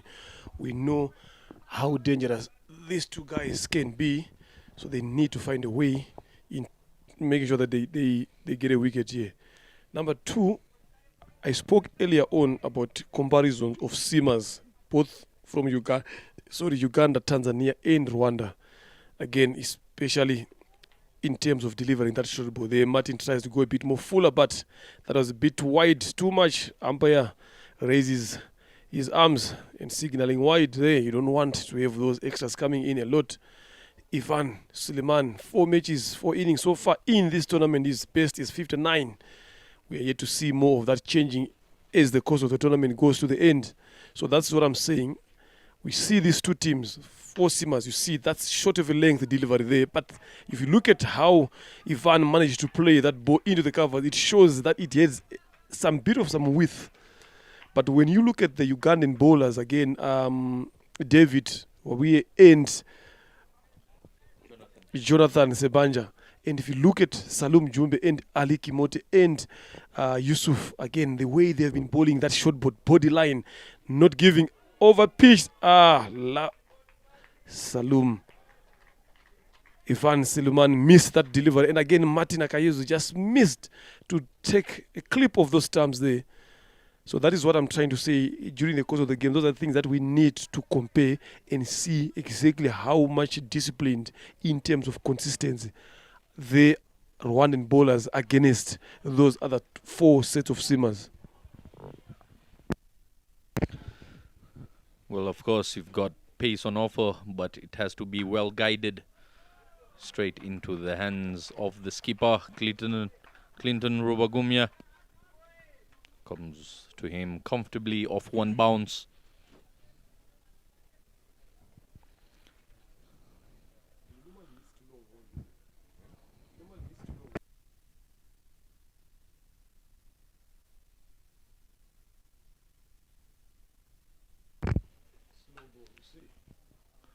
That has found the boundary. No fielder there. Making good use of the field restriction is Ivan Soleimani.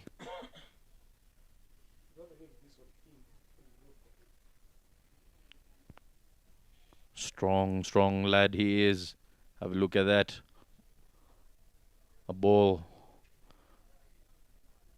bit out of the offsides, and he dragged it on to the leg side for a boundary.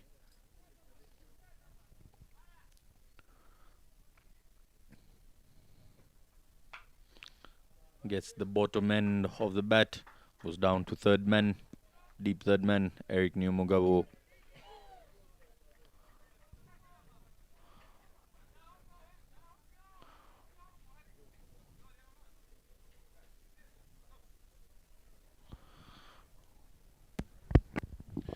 $148 needed to win of 114 deliveries here.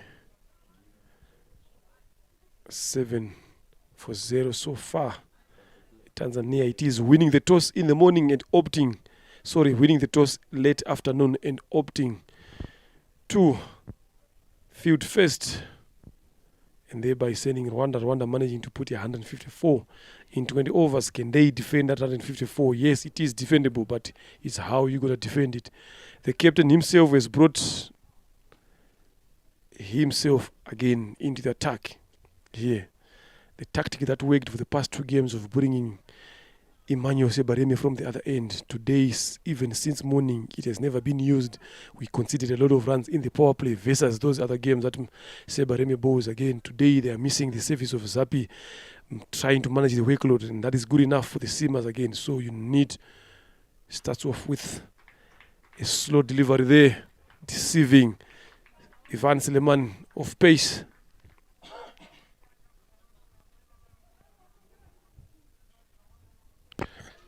So they've brought in another seamer in form of Eric Kubuimana coming in, replacing the injured Ignace.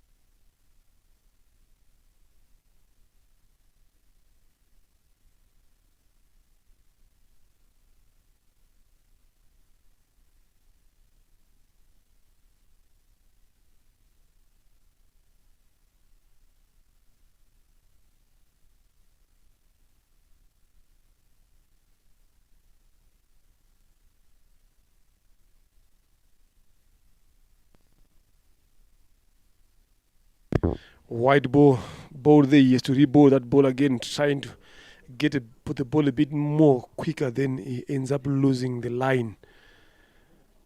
You don't want to be bowling. So Tanzania bowling 11 of these extras. So if you are defending now 154, you need to make sure that you are spot on. You are bowling the right lines and the right length. Again, lovely piece of betting there from Abik Patwa, the captain, just realizing that the Didier in the covers there is standing right on the stake of soft hands, letting the ball come to him, just a forward block with intent to run, then they end up getting that single. Lovely presence of the minds. This is what you need if you're chasing any particular total. Rotating strike at will, and if the boundary option comes, you take the boundary.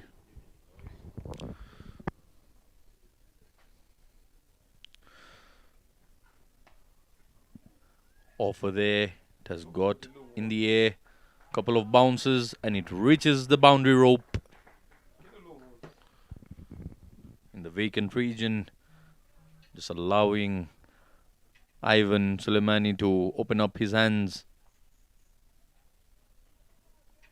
And he'll go for that shot any day.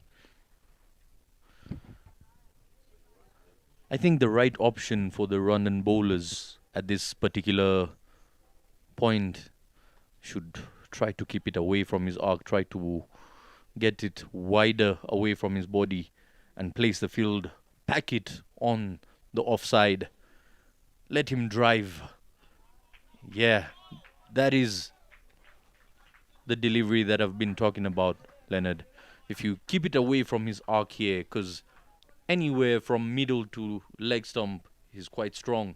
So if you keep it away from his arc and pack it on the offside, that would restrict him to singles and doubles at most, and not allowing him to open up his arms.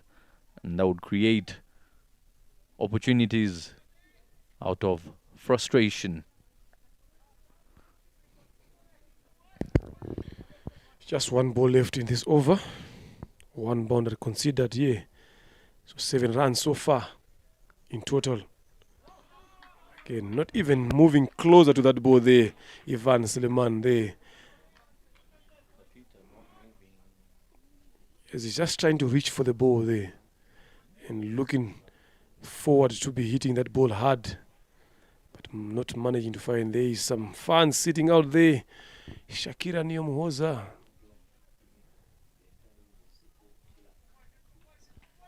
And Solange sitting out there, and some couple of boys watching the proceedings here, hoping Rwanda will take this one out of the bag. That's what everyone out there is wishing for. They are wishing for Rwanda to take this one and maintain 2 out of 2 against Tanzania. We saw them beating them yesterday. Now can they do it again today? But this time around, the difference is they are the one that are defending now. Tanzania is chasing 14-0 for no loss. Martin Akayezu to continue. Shot again. There is no one on the square leg region that will race away all the way to the boundary. This is what I've been saying all day long. The difference between Rwanda's seamers and the other seamers in terms of that short ball. If Rwandan seamers bowls this short ball, it's either it's being pulled or being cut.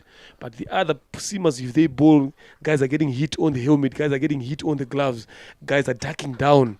So that is where the difference is now between these 4 seamers. Because once again, Leonard, when it comes to a bumper, it's more of an effort ball. You've got to give it all, and it's got to be a surprise to the batsman. You cannot go there with half the energy and expect results. Again, in the slot, and has gone the distance. Boundary on that occasion in the vacant region. Easy as you like it for Abik Patwa.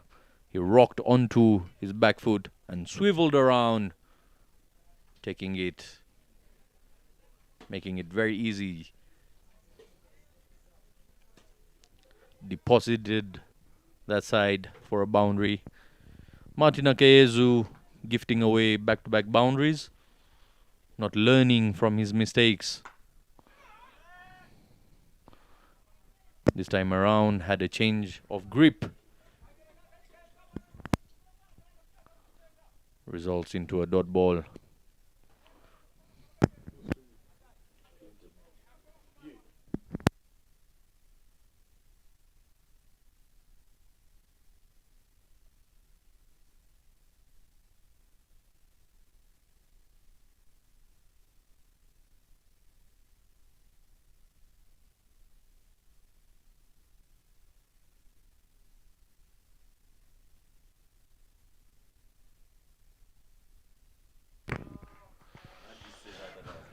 Goes past the fielder there, who had a shy at it but left him way too early. Powerfully cut there. The fielder had a full stretch dive at it mid-air but couldn't get to it.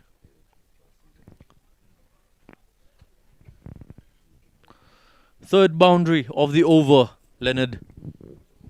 Someone needs to remind Martin Akayezu they do not have too many runs for him to be offering. And a maximum. It's Christmas time for the Tanzanians, as Martin Akayezu here gifting away. Each and every ball has been punished apart from that one odd.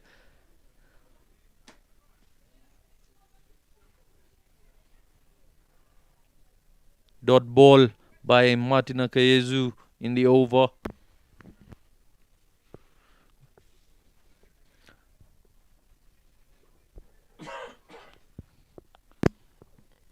A big patwa is just going hard at Martin Akayezu. Savagery at its best. He's on 20 of 7 deliveries. Normally what we're used to seeing from Ivan Soleimani. 18 runs in this over. After such a very good job done by Clinton, making sure that the most destructive batter for Tanzania, Ivan Soleimani, is kept quiet. Martin comes from the pavilion end, and from then it has just been boundaries after boundary. A big part for 20 in 7. This over itself has gone for 18 with one more ball to spare. Martin will have to come and try as much as he can. Carnage, I tell you, Laundry. Carnage. And a bumper and yet another boundary. Keeps flying. Making good use of the restriction. We're into the second over. And 32 runs on board already. Nothing much any fielder can do about that. You'd need a staircase or two to get to that. Martin Akayezu guilty of putting up such figures the very second time he has got an opportunity throughout the course of the day. Reminding all our viewers, this is the second game Team Rwanda is playing today.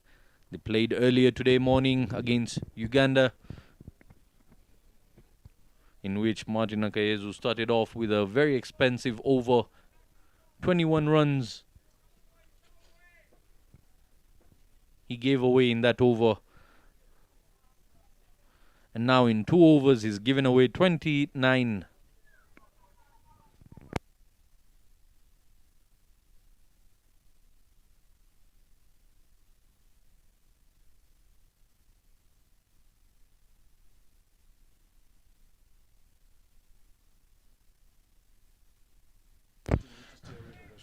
You wouldn't believe it. A big patwa.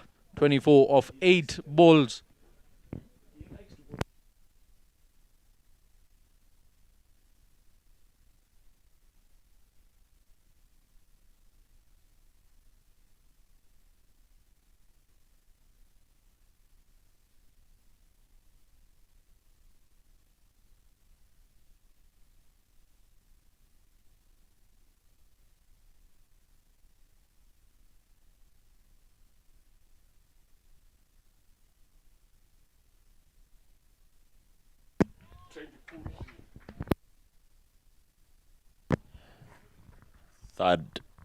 Fourth over underway. 36 for no is what Tanzania has. Clinton comes back to ball from the airport end.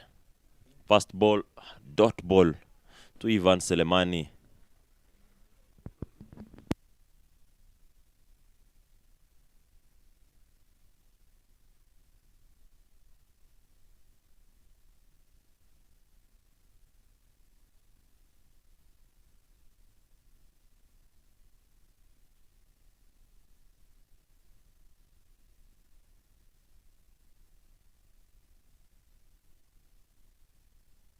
Clinton to Ivan. Slow delivery. And Suleiman doesn't connect that. 2 dot balls in a row. With 4 balls to go to finish his second. Clinton Rubagumya has only gone for 7 the first over. If you get a wicket that can assist you naturally, you can get away with that because you have pace on it.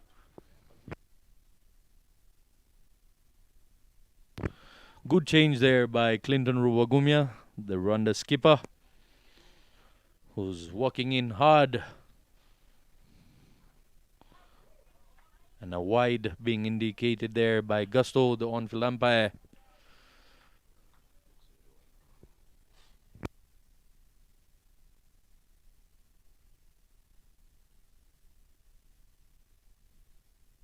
The deliveries where you do not want to turn around and look at the umpire. You already know what the signal is behind your back to the scorer's room. On that particular incident, Clinton had quite an idea what he had done. Takes it onto the leg side. And it goes for a maximum. Just had enough to cross the boundary there. Lovely piece of batting by Ivan Suleiman. The first ball that Clinton has bowled in the chain of stumps has been hit for a maximum. He is not happy with himself. He will need to change quickly because Selemani is a very destructive batsman. Yesterday, he scored a 50 at a strike rate of 230.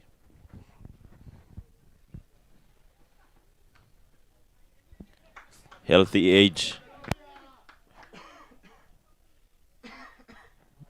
And they take 2 runs.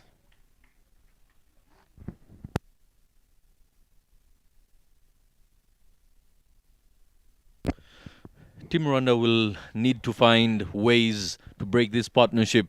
Otherwise, this pair here alone can take the game away from them. They're very, very capable of doing that. Abik Patwa is on 24 of 8 deliveries. Ivan Selemani on 18 of 14. With the strike rate, both possess. The game can be carried away at lightning speed. Full toss. Lands safely there. Didn't get the sweet connection he wanted. And they pick up 2 runs. Very quick between the wickets, both of these are.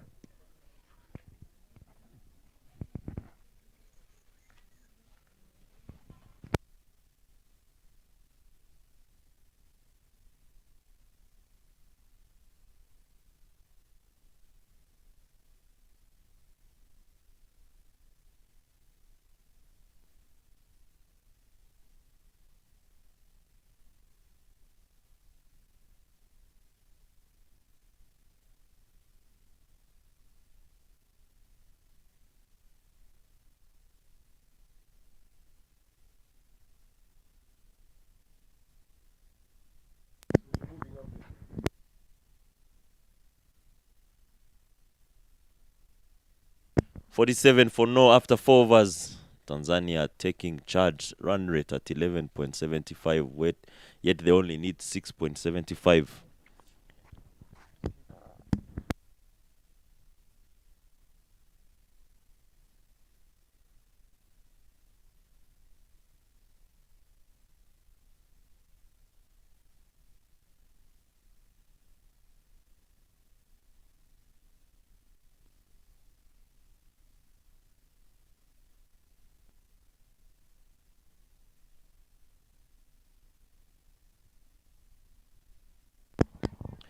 Change of bowling. Martin takes a rest and Kevin Irakoze comes in. He will be bowling from the pavilion end. Clinton decides to go with the long on and the long off as the two fielders outside the ring.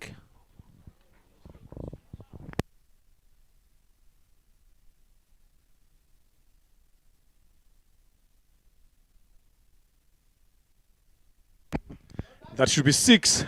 Futos offers. Futos punished here by Abik Patois. They're looking forward to get to the total as quickly as they can. Here going at 11 and over. There is a Futos again. Check where the width was again. And when Abik Patois manages to see and realize that ball was wide and the Futos, he made sure that he can punish it. I'm telling you, it's not looking good here for Rwanda. Again, off the legs, that should race away all the way. Let's hope Okire gets there quicker. He puts in a dive. Not one of the best dives that you would love to see your fielders going down into there. Otherwise, they'll end up injuring themselves. But inconsistency bowling from Irakoze Kevin here to start off his first over. And that is pressure that has been applied on him again. First ball, 6th, second one, 2 runs, 8 runs already in 2 deliveries. There, driven down to long off. Emil Lukeriza saw him in the morning effecting 2 important run-outs there, so you don't want to take his arm, especially if you're trying to run 2 runs. You need to make sure that he's on the gap. Anything that is straight to him, he's good at picking that. Lovely piece of fielding from that youngster. But in as much as you can have good fielders, again, as a bowler, you need to make sure that you bowl very well. That should be wide.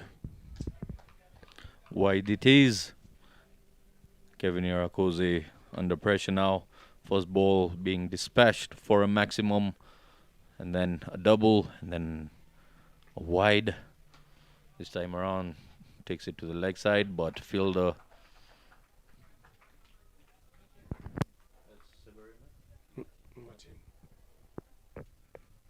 Martin there, holding on to that. Abik Patois on 33 of 12 deliveries here. Ivan Soleimani on 19 of 15. 99 required in 93 legal deliveries. Again in the air. And it goes all the way for yet another maximum. The second maximum of the over. And if you look at Ivan, I'm telling you, that's kind of a better that you need to come up with a proper plan. He's scoring all over. He's scoring all around the ground, I'm telling you. Look at that. They adjusted the field. They did put a deep midwick and bring in a mid-off. Then straight up. He went straight as you'd want it to be. Maximum for 6. Then dropped short. That should deserve to be punished again. Rwanda giving it away here. Kevin Irakoze. Even he himself, he knows that if someone bowls a ball like that to him, he would take it out. He just got lucky that it went for 4 here. Otherwise, that could have gone for 6. End of over number 5 here. Last over into the power play that we're going into. Still no wickets taken. 67 is the runs on the board. Now we talked about having a visitor in the commentary box. This is what we also do. East Africa Trophy here to groom upcoming guys that can be able to talk about the game, take you through. So for the next couple of overs here, it's going to be Rosine Irera with Zaid Khan. 13 sixes and 13 fours so far in this match. It shows how hard hitting these batters are. So I'll leave you with Irera Rosine, national women's team, right arm off spin with the experienced Zaid Khan. You still just need to explain to me why every batter in this tournament is falling off when they get their 40s, 45s, especially 47, because he has been there before. He knows exactly how it feels, because we saw him last week on the weekend when he was playing for his club, going out when he was on 47. So he needs to explain to us throughout the innings, because we've seen it happening again. There's been 6 times now batters in this tournament falling when they get to 46, 45, 47, round about there. So I'll leave you to the 2 for a couple of minutes. welcome Rosine into the commentary box. Thank you. Enjoying these games here of East Africa Trophy. As a spinner, you get to see the likes of Emmanuel Sebareme, the likes of Sivuga Siraj. The spinners, what do you get to learn out of such players? Oh, thank you. First of all, morning Silaj was trying to bowl very well because this wicket is not making too much because it is not turning at all. So they have to bowl straight. When you miss, they hit because the wicket is not turning anymore. So that's what I pick there. And if you're to advise your teammates and the spinners within the women's team that you play for, what is the sort of approach you would want the girls to pick up from such games that they experience? Six again. Hit from Sebarem Emmanuel. Ivan Strayman taking him on. That should be because it was not good ball. Should have taken out. Very, very well said, Rosine. Clubbed all the way down to the storeroom there. Taken next to the ambulance. It's the sort of treatment the spinners are getting when the pace is being taken off. And that man there, Ivan Soleimani, having no mercy whatsoever. In no time, he catches up with his skipper, Abik Patwa. 35 off 19. And now yet another boundary. We're into the final over of the power play. One ball left. 74 runs on board. No wicket down for Tanzania. And runs are leaking all over the place. What would you like to say about the spinners, being a spinner yourself, Rosine? They're trying too much because we have seen the wicket is not turning. They have to bowl straight. When they miss, they hit or they ask them question to come and pray on front leg, not going back. That's what they're supposed to do. We saw Sebareme turning the ball. That's what they need to do, not trying too much. Very, very well said there, Rosine. And with that, we come to the end of the power play. 78 runs on board. 77 required in 84 balls. From here on, once the field is spread, what do you think the Rwandan side should do with the field? And we've got Emil Rukeriza coming in. I'd like to mention the partnership, brilliant partnership we've got going on for Tanzania. 34 off 12, Abik Patwa, Ivan Soleimani, 29 off 18. That's the contribution. Yes, so I was asking, what should the spinners now do once the field has been spread? Before I go through it, we talk about Emil. He was a good bowler all the way from Tanzania. Now he comes in. Look what is going to be in this over. Morning, he took a very good wicket from Cesars. That was a crucial wicket. Then let's look forward what is going to be done with Emil Richiliza.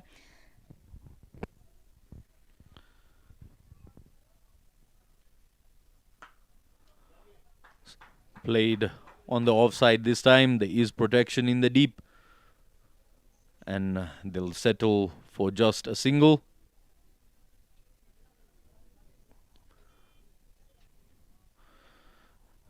Lots of girls watching these games who play in the women's division.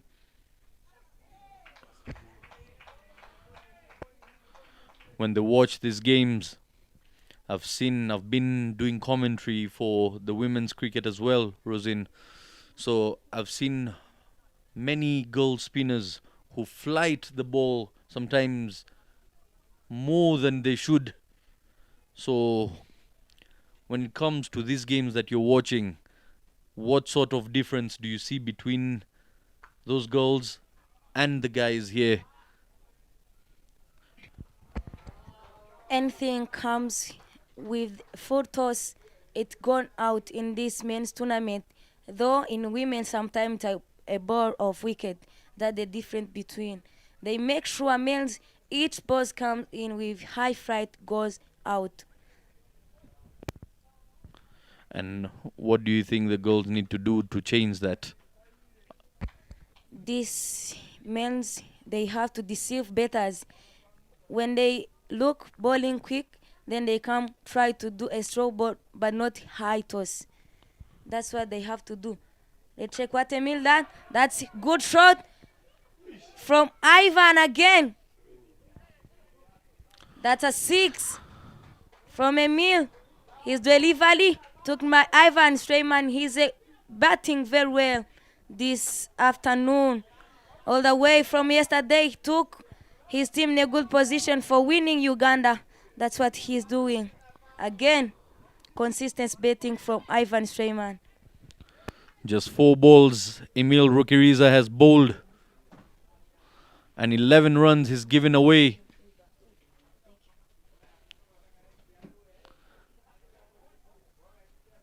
Ivan Soleimani needs the physio there. He dispatched that ball into the parking lot. He's a very, very strong man with good heart.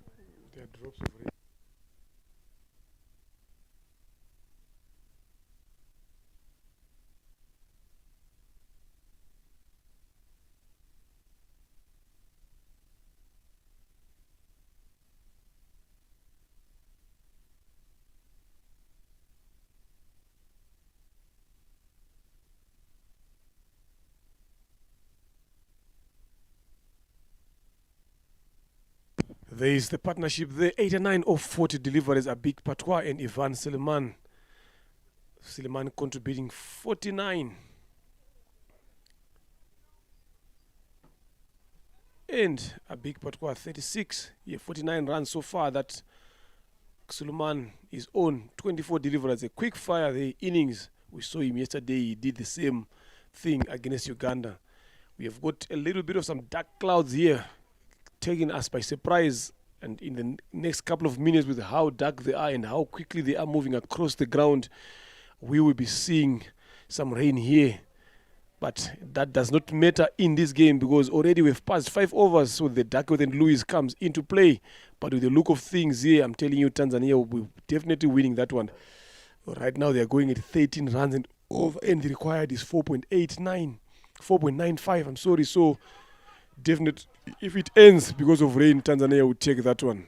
They need 66 runs off 79 deliveries. Thank you very much, Rosine, for being with us here. We'll catch you again soon in the other game to come. This is brilliant and lovely to have guests here in the commentary box, letting us know their share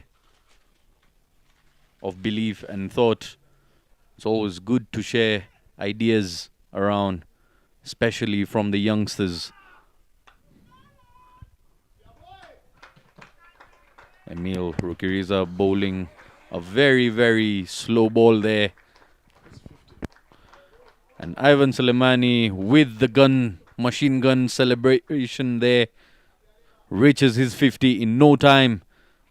The man with the strike rate, you can see him, has got strike rate of 192, 5 boundaries and 4 sixes.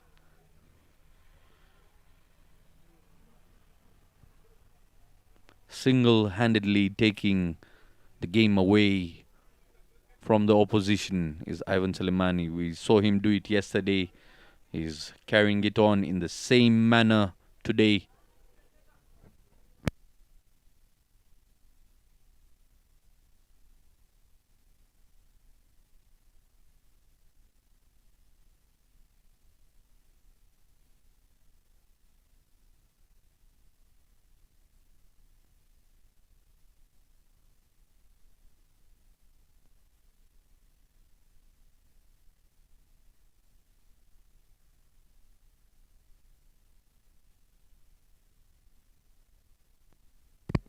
There is the captain has brought himself into attack again, taking matters into his own hands.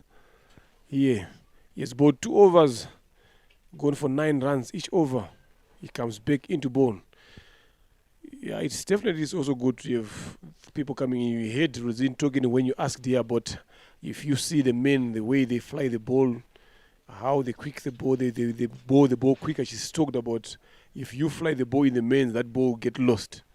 You understand? So it all shows that she's watching and learning the game. And if we can look at the way she was talking about statistics, about these players, again, the way they've been coming out, the way she has been watching this cricket all day long from day number 1, as they scramble up for the single there and get there comfortably. But I thought Emmanuel Sebareme could have done something better there, but he was complaining that there was no backup in case he misses. So it's something that you need also to be aware of. It's not all about taking wickets by catches or bowled, but sometimes run out again, it changes the game. Yes, the game awareness by Rosine there just lets us know the effect of East Africa Trophy, the following, the cult following, I'd say. We've got people following the entire game, 2 games in a day, courtesy of our proud sponsors, RCA, Rwanda Cricket Association and Dufferbet, providing full match coverage of exciting games throughout the day, letting all the players and viewers enjoy every bit of action. Yet another wide by Clinton Rubagumya.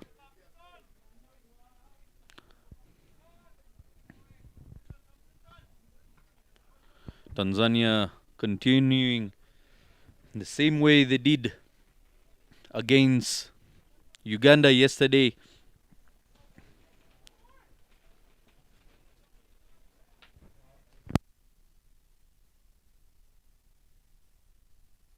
Definitely, they just need to get it done with this game here, with the way they are going about their betting here. 12 runs and over here, way above the required. Again, Clinton tries to opt for that Yorker length, but Ivan Sulemani gets the better of him. Managed to squeeze that too long off Okire Tuisenge for a single.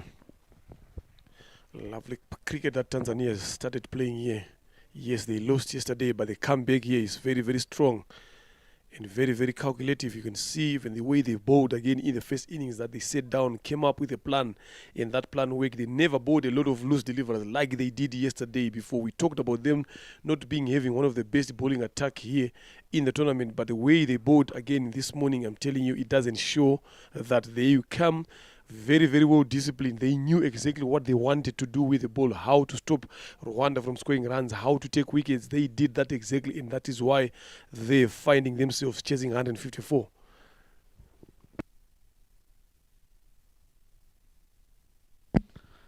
I'd say batting done right by the opening pair, giving no chance whatsoever, no fumbles. It's just proper batting exhibition here by the Tanzanians.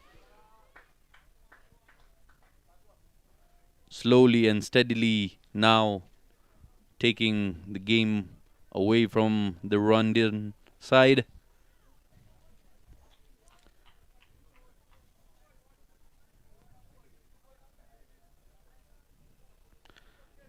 It sort of reminds me of the Rwanda tour to Tanzania, where Rwanda had got beaten 5-0. It's the sort of batting they're showing at the moment.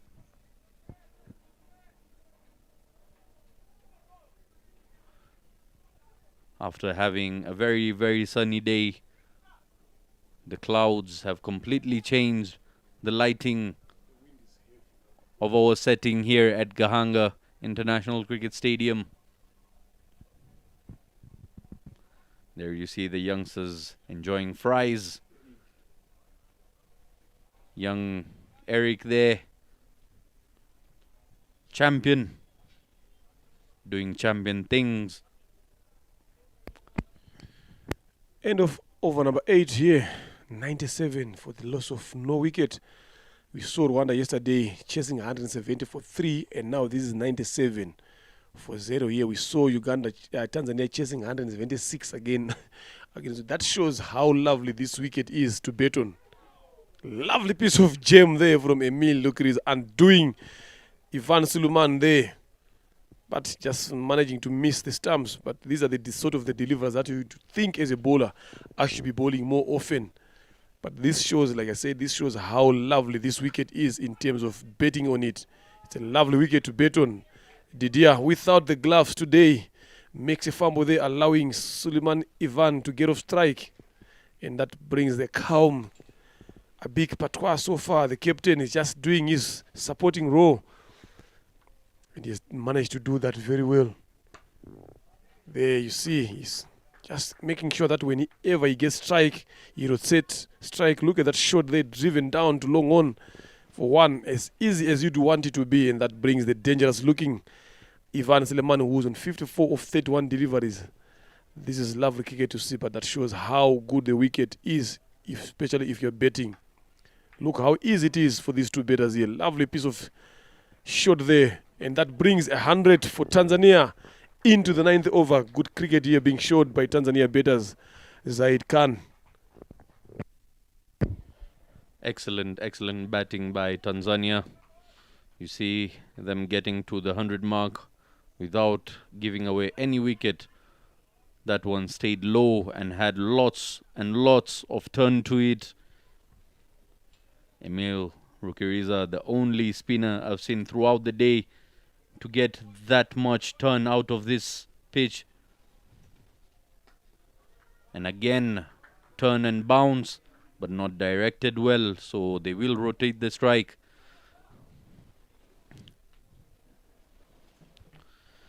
But again, Leonard, despite having spin and bounce, turn and bounce being offered by the bowler, as long as it's not vicious, as long as it's not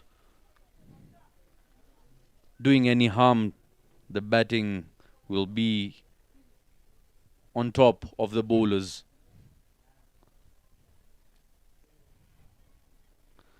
We're done with 9 overs here, 101 on board. 11 overs still remain, 54 runs in the remaining 11. Ivan Soleimani asking for a lead, as it is Kubwimana Eric coming into the attack. Now been given his very first over. Ivan Soleimani facing him for the very first time. Not sure what sort of pace to expect.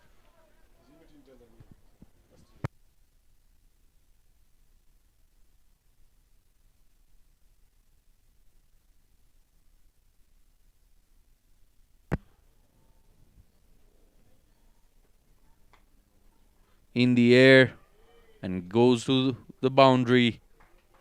The second debutant for Team Rwanda here at Gahanga International Cricket Stadium that gets welcomed with a boundary.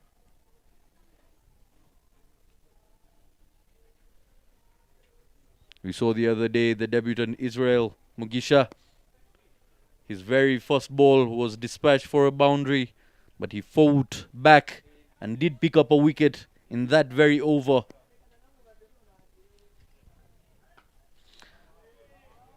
And again, same region, couple of yards of difference, and same results. Too easy it is for the Tanzanians at the moment.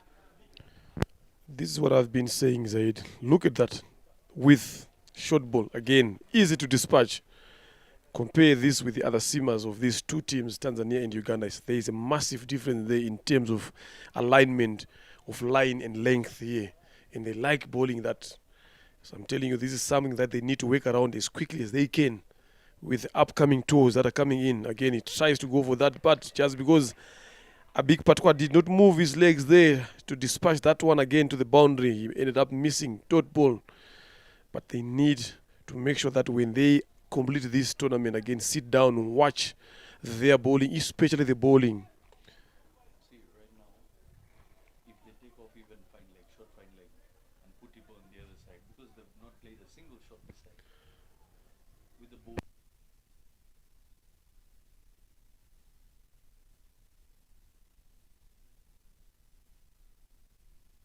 Again, at least there is some consistency there in these two deliveries. Again, but I'm not sure now what a big Patwa is thinking. Again, he is on 48 of 26 deliveries. I think he's trying to be a bit careful there. He's stuck on his feet in the crease there. But if he can just try to move across that off-stump line, again, he can be able to play that ball. So let's hope Eric Kubimana does not continue there again.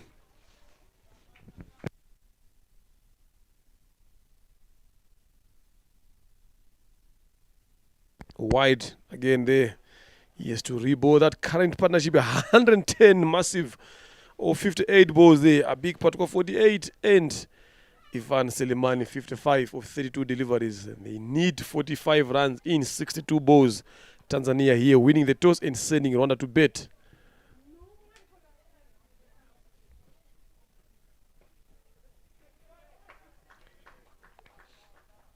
There is a quick single taken.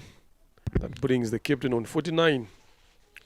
So far, Leonard, Ivan Soleimani, the only exception to the batters throughout the day to get to the 50 mark and breaking the curse of the 40s. He's past the 50 mark, and Abik Patwa now about to be the very second person to get to his 50. Comfortably rotating the strike is Ivan Soleimani, allowing his captain to face the very last delivery of this over. I beg your pardon, just rotating the strike on the very last delivery. There's 112 on board at the halfway mark. Abik Patwa is on 49 of 27 deliveries. Only the Tanzanians have gotten such figures today. We've seen plenty of 40s, Leonard. The Tanzanians must have been listening to what we've been talking about throughout the course of the day. Ivan Soleimani is past the 50. And Abik Patwa, his captain, skipper, is on 49 of 27. These two gentlemen have just made cricket look so easy with the way that they are batting here. Goes big, and big it is. Catch. A couple of bounces in the hands. Neo Mugaba, you can hear the screams. That's a lovely catch. They dismissed the dangerous-looking Ivan Suleiman. At least a wicket for consolidation here for Rwanda. He's saying, I told you I'll take it. And again, Rukiriza puts his name on the wicket-taking card chart again there. Lovely piece of batting from this man. You see in your screens the 56 of 33 deliveries. 5 fours and 4 sixes. 169 is the strike rate. He did a good job for his team. A fantastic one. 112 partnership with the captain there. Tries to go big, but the timing there and the placement was not good enough. He only finds Neo Mugabe 8 long off. And that brings in the wicket keeper, if I'm not mistaken, Mohamed Katunda there.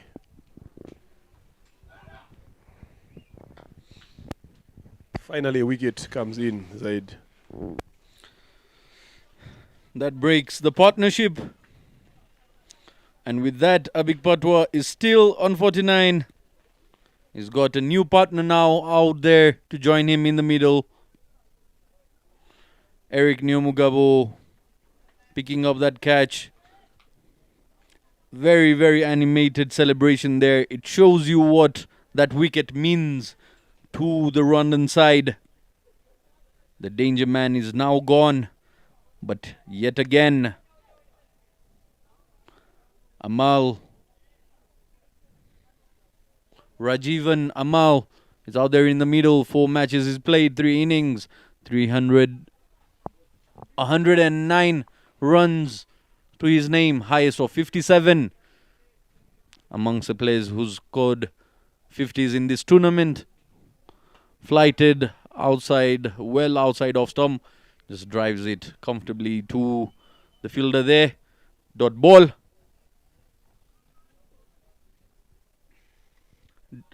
Emil Rukiriza this time around guilty of darting the ball onto the pads. And Amal Rajivan just helps it on its way. Lucky for him, there was protection in the deep. And the pickup just a single. And now the skipper of the Tanzanian side comes to face.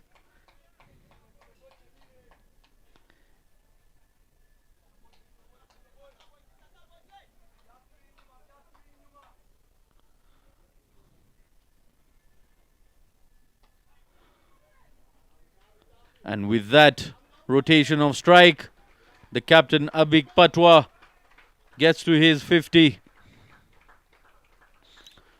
Showing his bat, raising it to the pavilion. Accepting the blessings from the heavens above.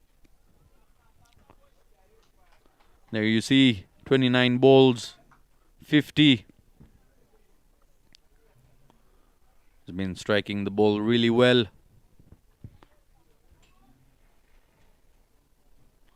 Amal Rajivan on strike now.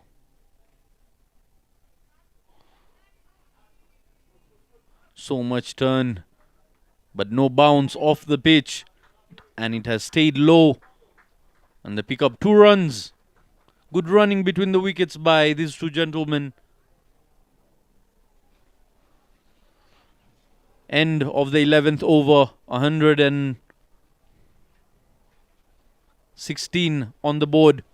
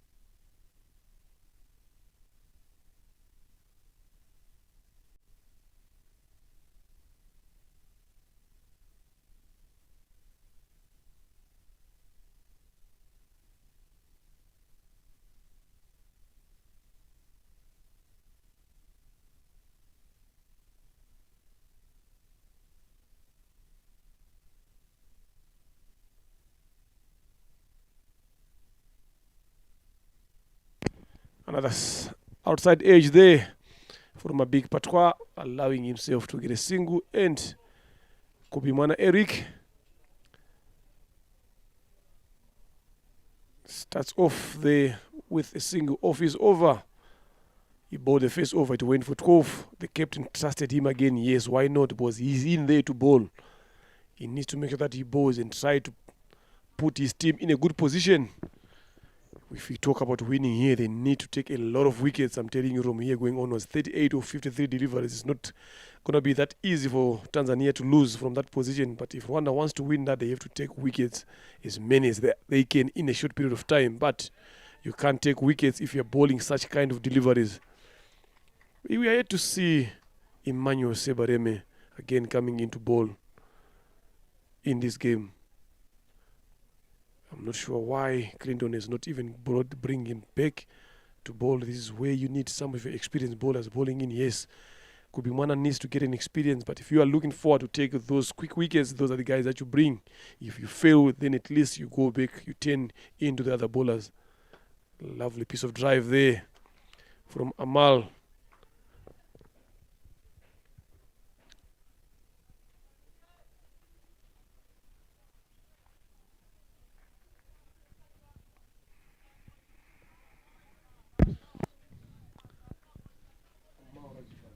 Right. Yes, Amal Rajivan. He's looking very, very well composed there with the way he's batting. Not even having pressure at all. Again, tries the same shot, but managing to find the same guy at point. Sebareme there. Very, very, very composed, these Tanzanian batters. No pressure whatsoever. They are going in at 10 points. And then required is way, way less than that. So they are very much in control of winning this game here.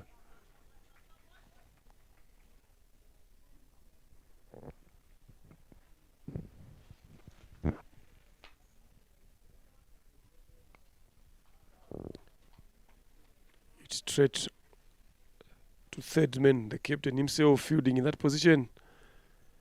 You can see the body language of all the Rwanda players now, all heads down, hands on the waist or on the back, thinking deeper. Where did we get it wrong? We thought we had a decent score to defend here, but it does not seem to be that way. Where exactly did we get it wrong now? This is what they are thinking deep down in their heads. A bit of some extra bounce there to finish the over. 119 for the loss of 1 wicket. 12 overs done here. If you were the captain in such a position, Leonard, what would you seek out of the bowlers here? You've got spectators there near the coffee shop enjoying the cricket game. Merveille Alizi Kuzgwe, Joshua Kamana, the man also known as Mr. Sweep. Mr. Scoop, I beg your pardon. He loves his scoop shot.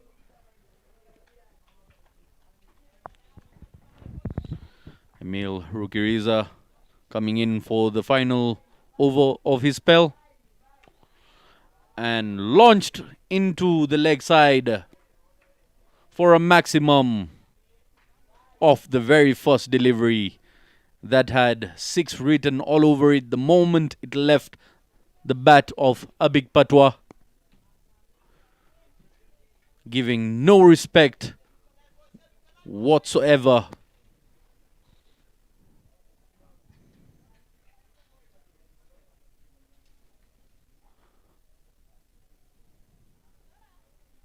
And again, and this time he's been caught by Eric Kugwimana. Second wicket goes down.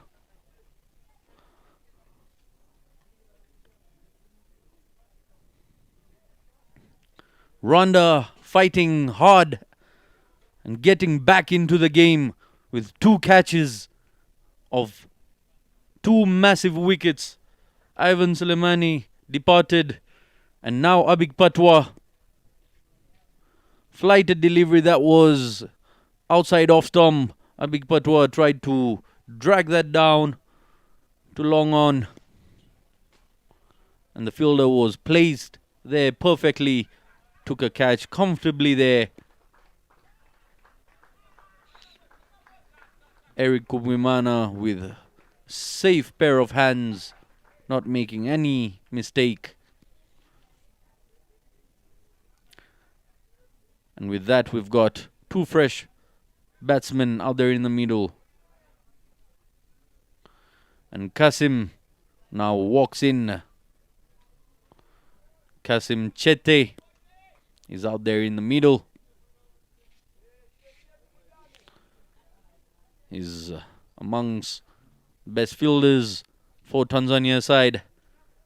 And now he's got to do the duties with the bat in hand. Emil Rukiriza, 26 runs he's given away. And now in his final over, he picks up his second wicket. Amal Rajivan can strike the ball neatly as well, but understanding that his partner, who was well set, has gone back into the dugout, might cause him to be a bit watchful. There you go. First ball defensively and watchfully played by Kasim Chette.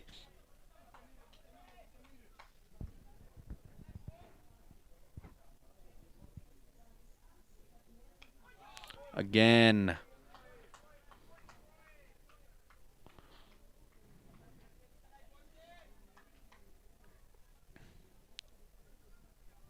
Lovely, lovely ball there. 2-dot balls.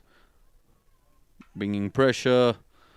This time plays it onto the leg side. Martin Akayezu collects that and tosses it back to Emil Rukeriza. Apart from that massive 6 off the first ball, it's been a good fight back by Emil.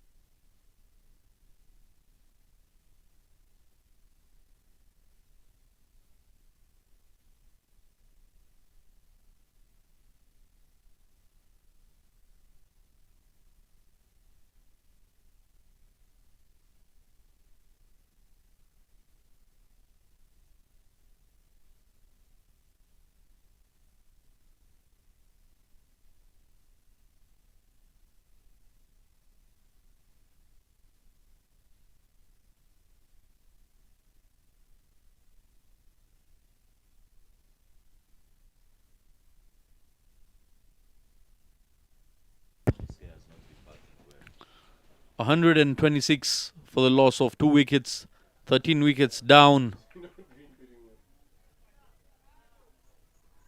13 overs down the Rwandan side. Current run rate 9.57, required run rate way below that, less than a half. 29 needed of 41 deliveries.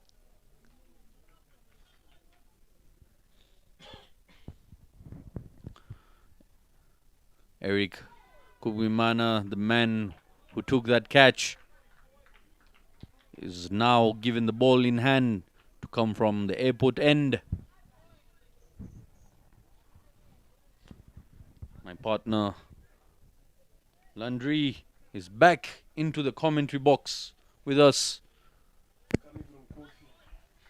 He's had his hot cup of coffee, the necessary caffeine needed into the system here to keep the electric attitude towards the game going. Welcome back, Landry. Thank you, Zaid. And well done on a fantastic job you've done so far with Leonard. 13.3 overs, 127. Tanzania with this in hand. They can only lose it for themselves from here. Eric bowling very well. Eric has bowled 4 balls in this over, only went for 2. Previous 2 overs he bowled, is so far has been hit 16 runs in 2.4 overs. The other bowlers were taken not in the same fashion.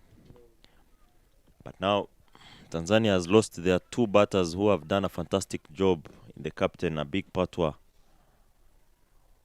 Lovely ball. Chete getting out cheaply, the same fashion, same way he got out yesterday. Yesterday it was Kenneth Waiswa. Today it's Eric Kubgimana getting out on a slow ball, guilty of playing it back in front of him. He's not happy. The vice captain of Tanzania has only scored 2 runs in 6 balls. They say a wicket brings another. Is Eric going to be the Kenneth Waiswa of Rwanda today to make them believe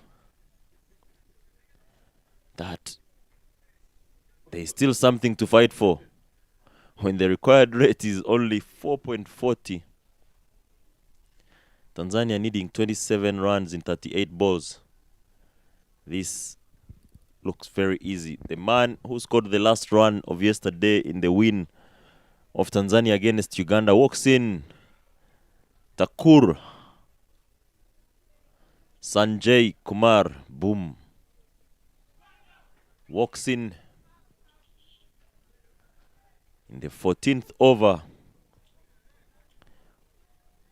With 1 more ball to go to finish the 14th. Zaid, do you think you're going to see the last over like the way we did yesterday, or this is still Tanzania's game to just take on in the next 2 or 3 overs? Well, Kubwimana Eric here being the difference between his sort of figures that he's putting up. Numbers he's posting are very impressive, I must say, and cannot keep the youngster out of the action. He's been brilliant in the field. He's picked up a catch of the Tanzanian skipper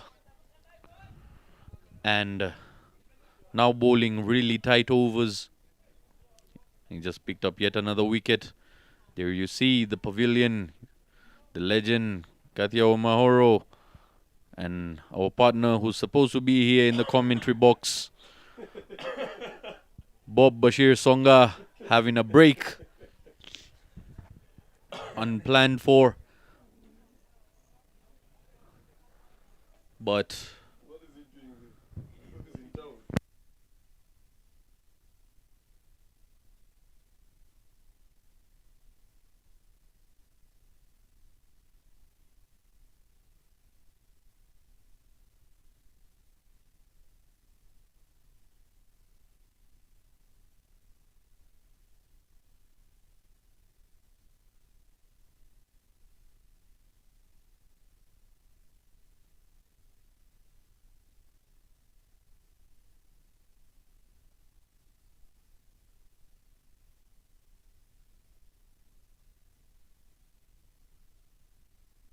Amara Giovanni to face Kevin Irakoze from the pavilion end. Amara Giovanni has not been quiet in the last games he's played. He has a 50 on his name. And now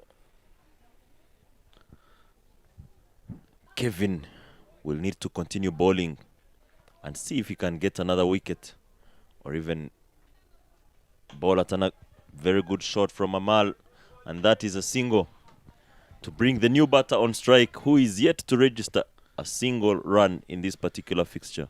It is Rwanda taking on Tanzania in the East Africa T20 Trophy 2023. Kevin Irakoze must keep up this over in similar fashion, because his very first over caused chaos. And the moment we say he should carry on, the man gifts away a boundary. But very, very well played there by Sanjay Kumar. 4 runs it is, offering width to Sanjay Kumar, resulted into a boundary there.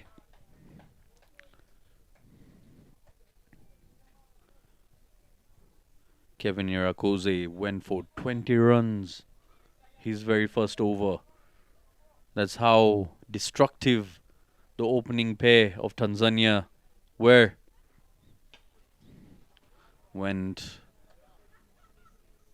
for a massive 6. His very first delivery. A full toss offered for stop by Kevin Irakoze. But a good comeback from here. From there. He's given away just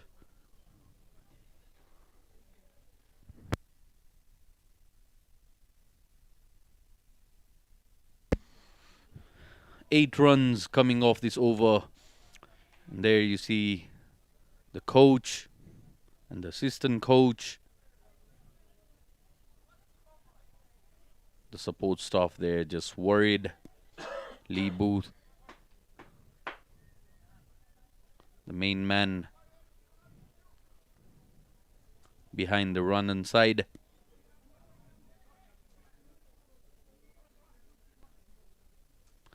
.136 for the loss of 3 wickets for Tanzania. As we're done with 15 overs, just 5 overs left into this competition. Mere 19 runs needed of 30. What can this young man bring to the table for his side? He's picked up a wicket, having given away 16 runs of his previous 3 overs. Bowling it wide, and they still pick up a single comfortably. Eric Kubimana asking his fielders, what was that? Shouldn't have taken a single there.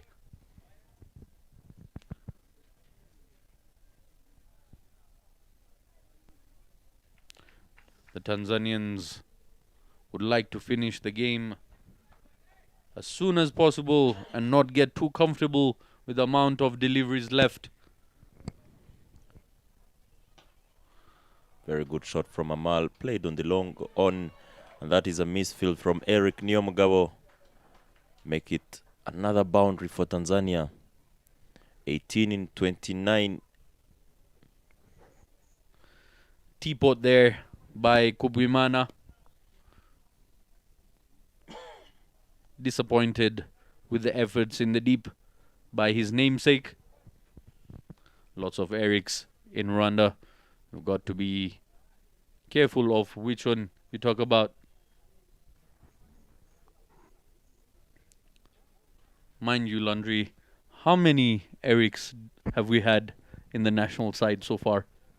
You've got any idea? Too many. But I'll stick to counting the Erics in the national team currently. Tusingizimana, Nyomugaba and Eric Kubgimana. Of course, you cannot forget the former captain, Eric Tol Dusabe Mungu. There's Eric Ndangamya, development officer for Rwanda Cricket. Too many Erics. The emerging team, there's another Eric Widuhai. We will soon have an Eric 11. What a shot that was. Dispatched for yet another maximum here. Amal Rajivan just picking that up. Full face of the bat. Beautiful, beautiful shot. Gets full value out of it.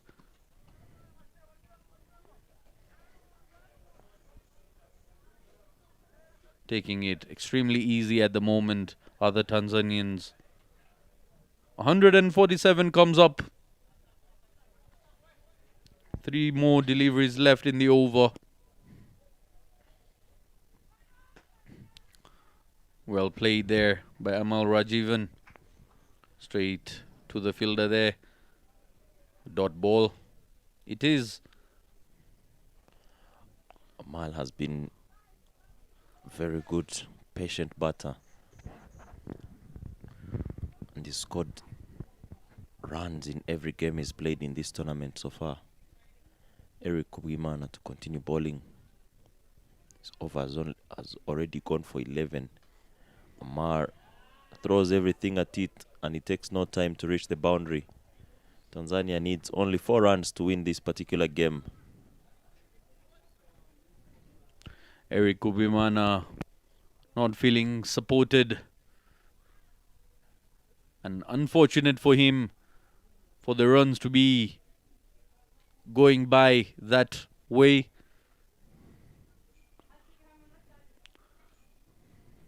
It's been an expensive over, this one for him in particular.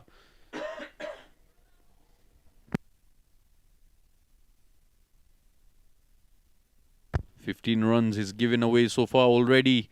And just one final delivery left. Straight, and the umpire does a great job of moving out of the way. And with that, Tanzania beat Team Rwanda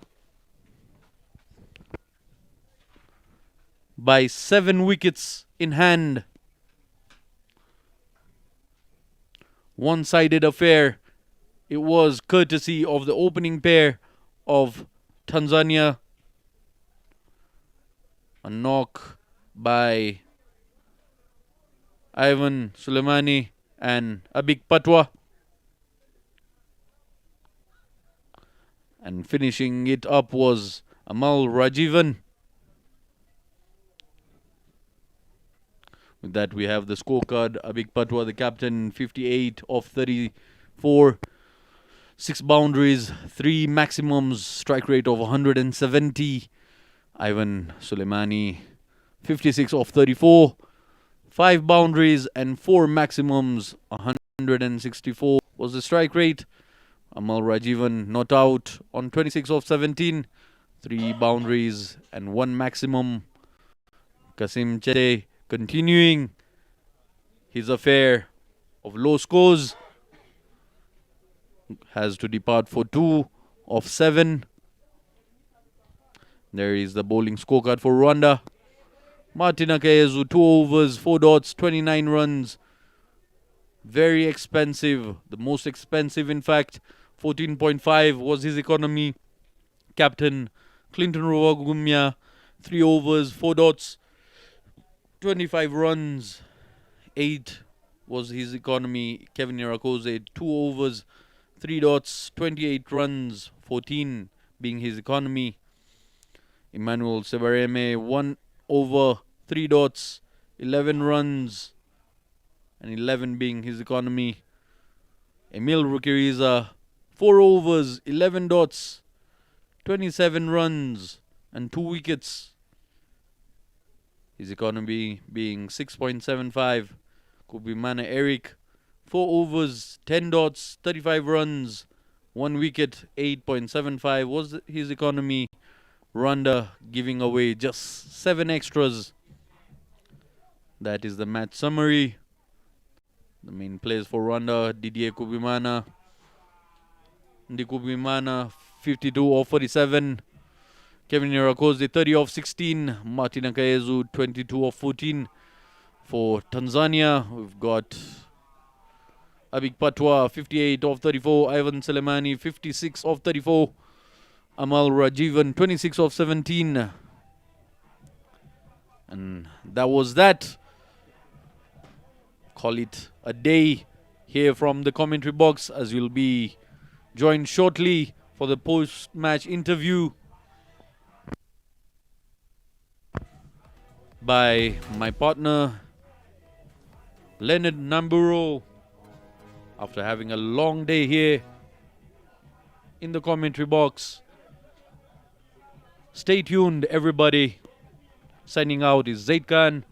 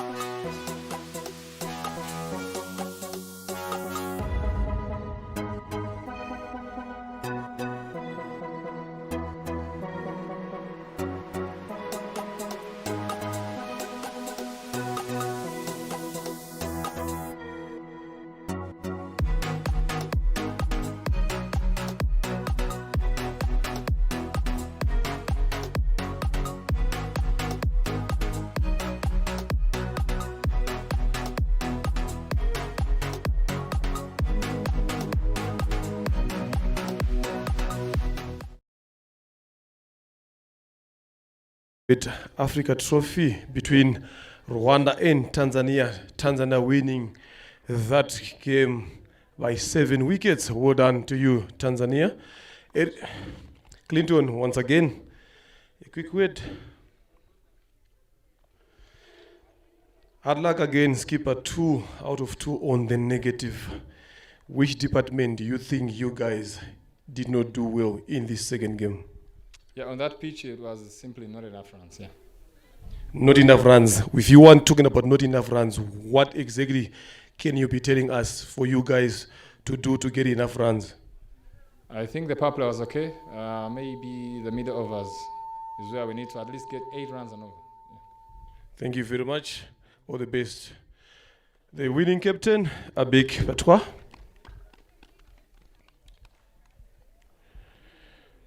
Congratulations for the win. Good comeback from yesterday's loss.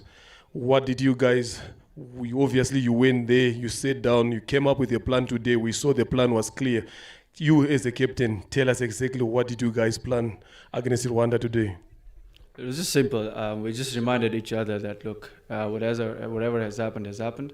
We just need to be aggressive. Our brand of cricket, this is not what we had last, I think the first day and the beginning of yesterday. That's not the brand of cricket that we're used to. So we just reminded each other to come strong, and that's it.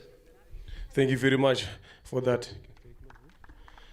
Right, for the moment that we've been waiting for, the player of the match, we have got 3 guys that have managed to pass the 50 mark today.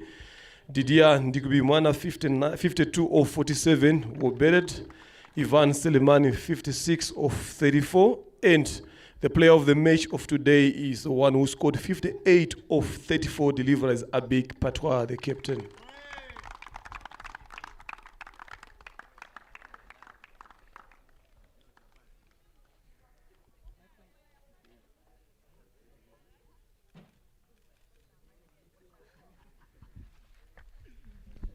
Congratulations once again. This is now an individual award, scoring 50. You look so composed when you were betting. What was going through the mind, especially when you lost Ivan Seleman? It's just being there and taking delivery on delivery, just being confident. That's what we've been practicing as well, and just not this tournament, but we've been seeing the other tournaments as well. That we just want to be make sure that the first 6 overs we just want to be confident and aggressive. At least get 8 to 9 or not, if not less than that, runs per over. So it was just that. Tomorrow is a rest day. What are you guys going to do? A tour of Rwanda? Not really. We just want to rest it out, recover. We've got a couple of injuries, so we're just going to take it easy. We still have 8 more games to go. So tomorrow is just a recovery day for us. Thank you very much and congratulations once again. That is it, ladies and gentlemen, for the post-match presentation. You join us again on Thursday.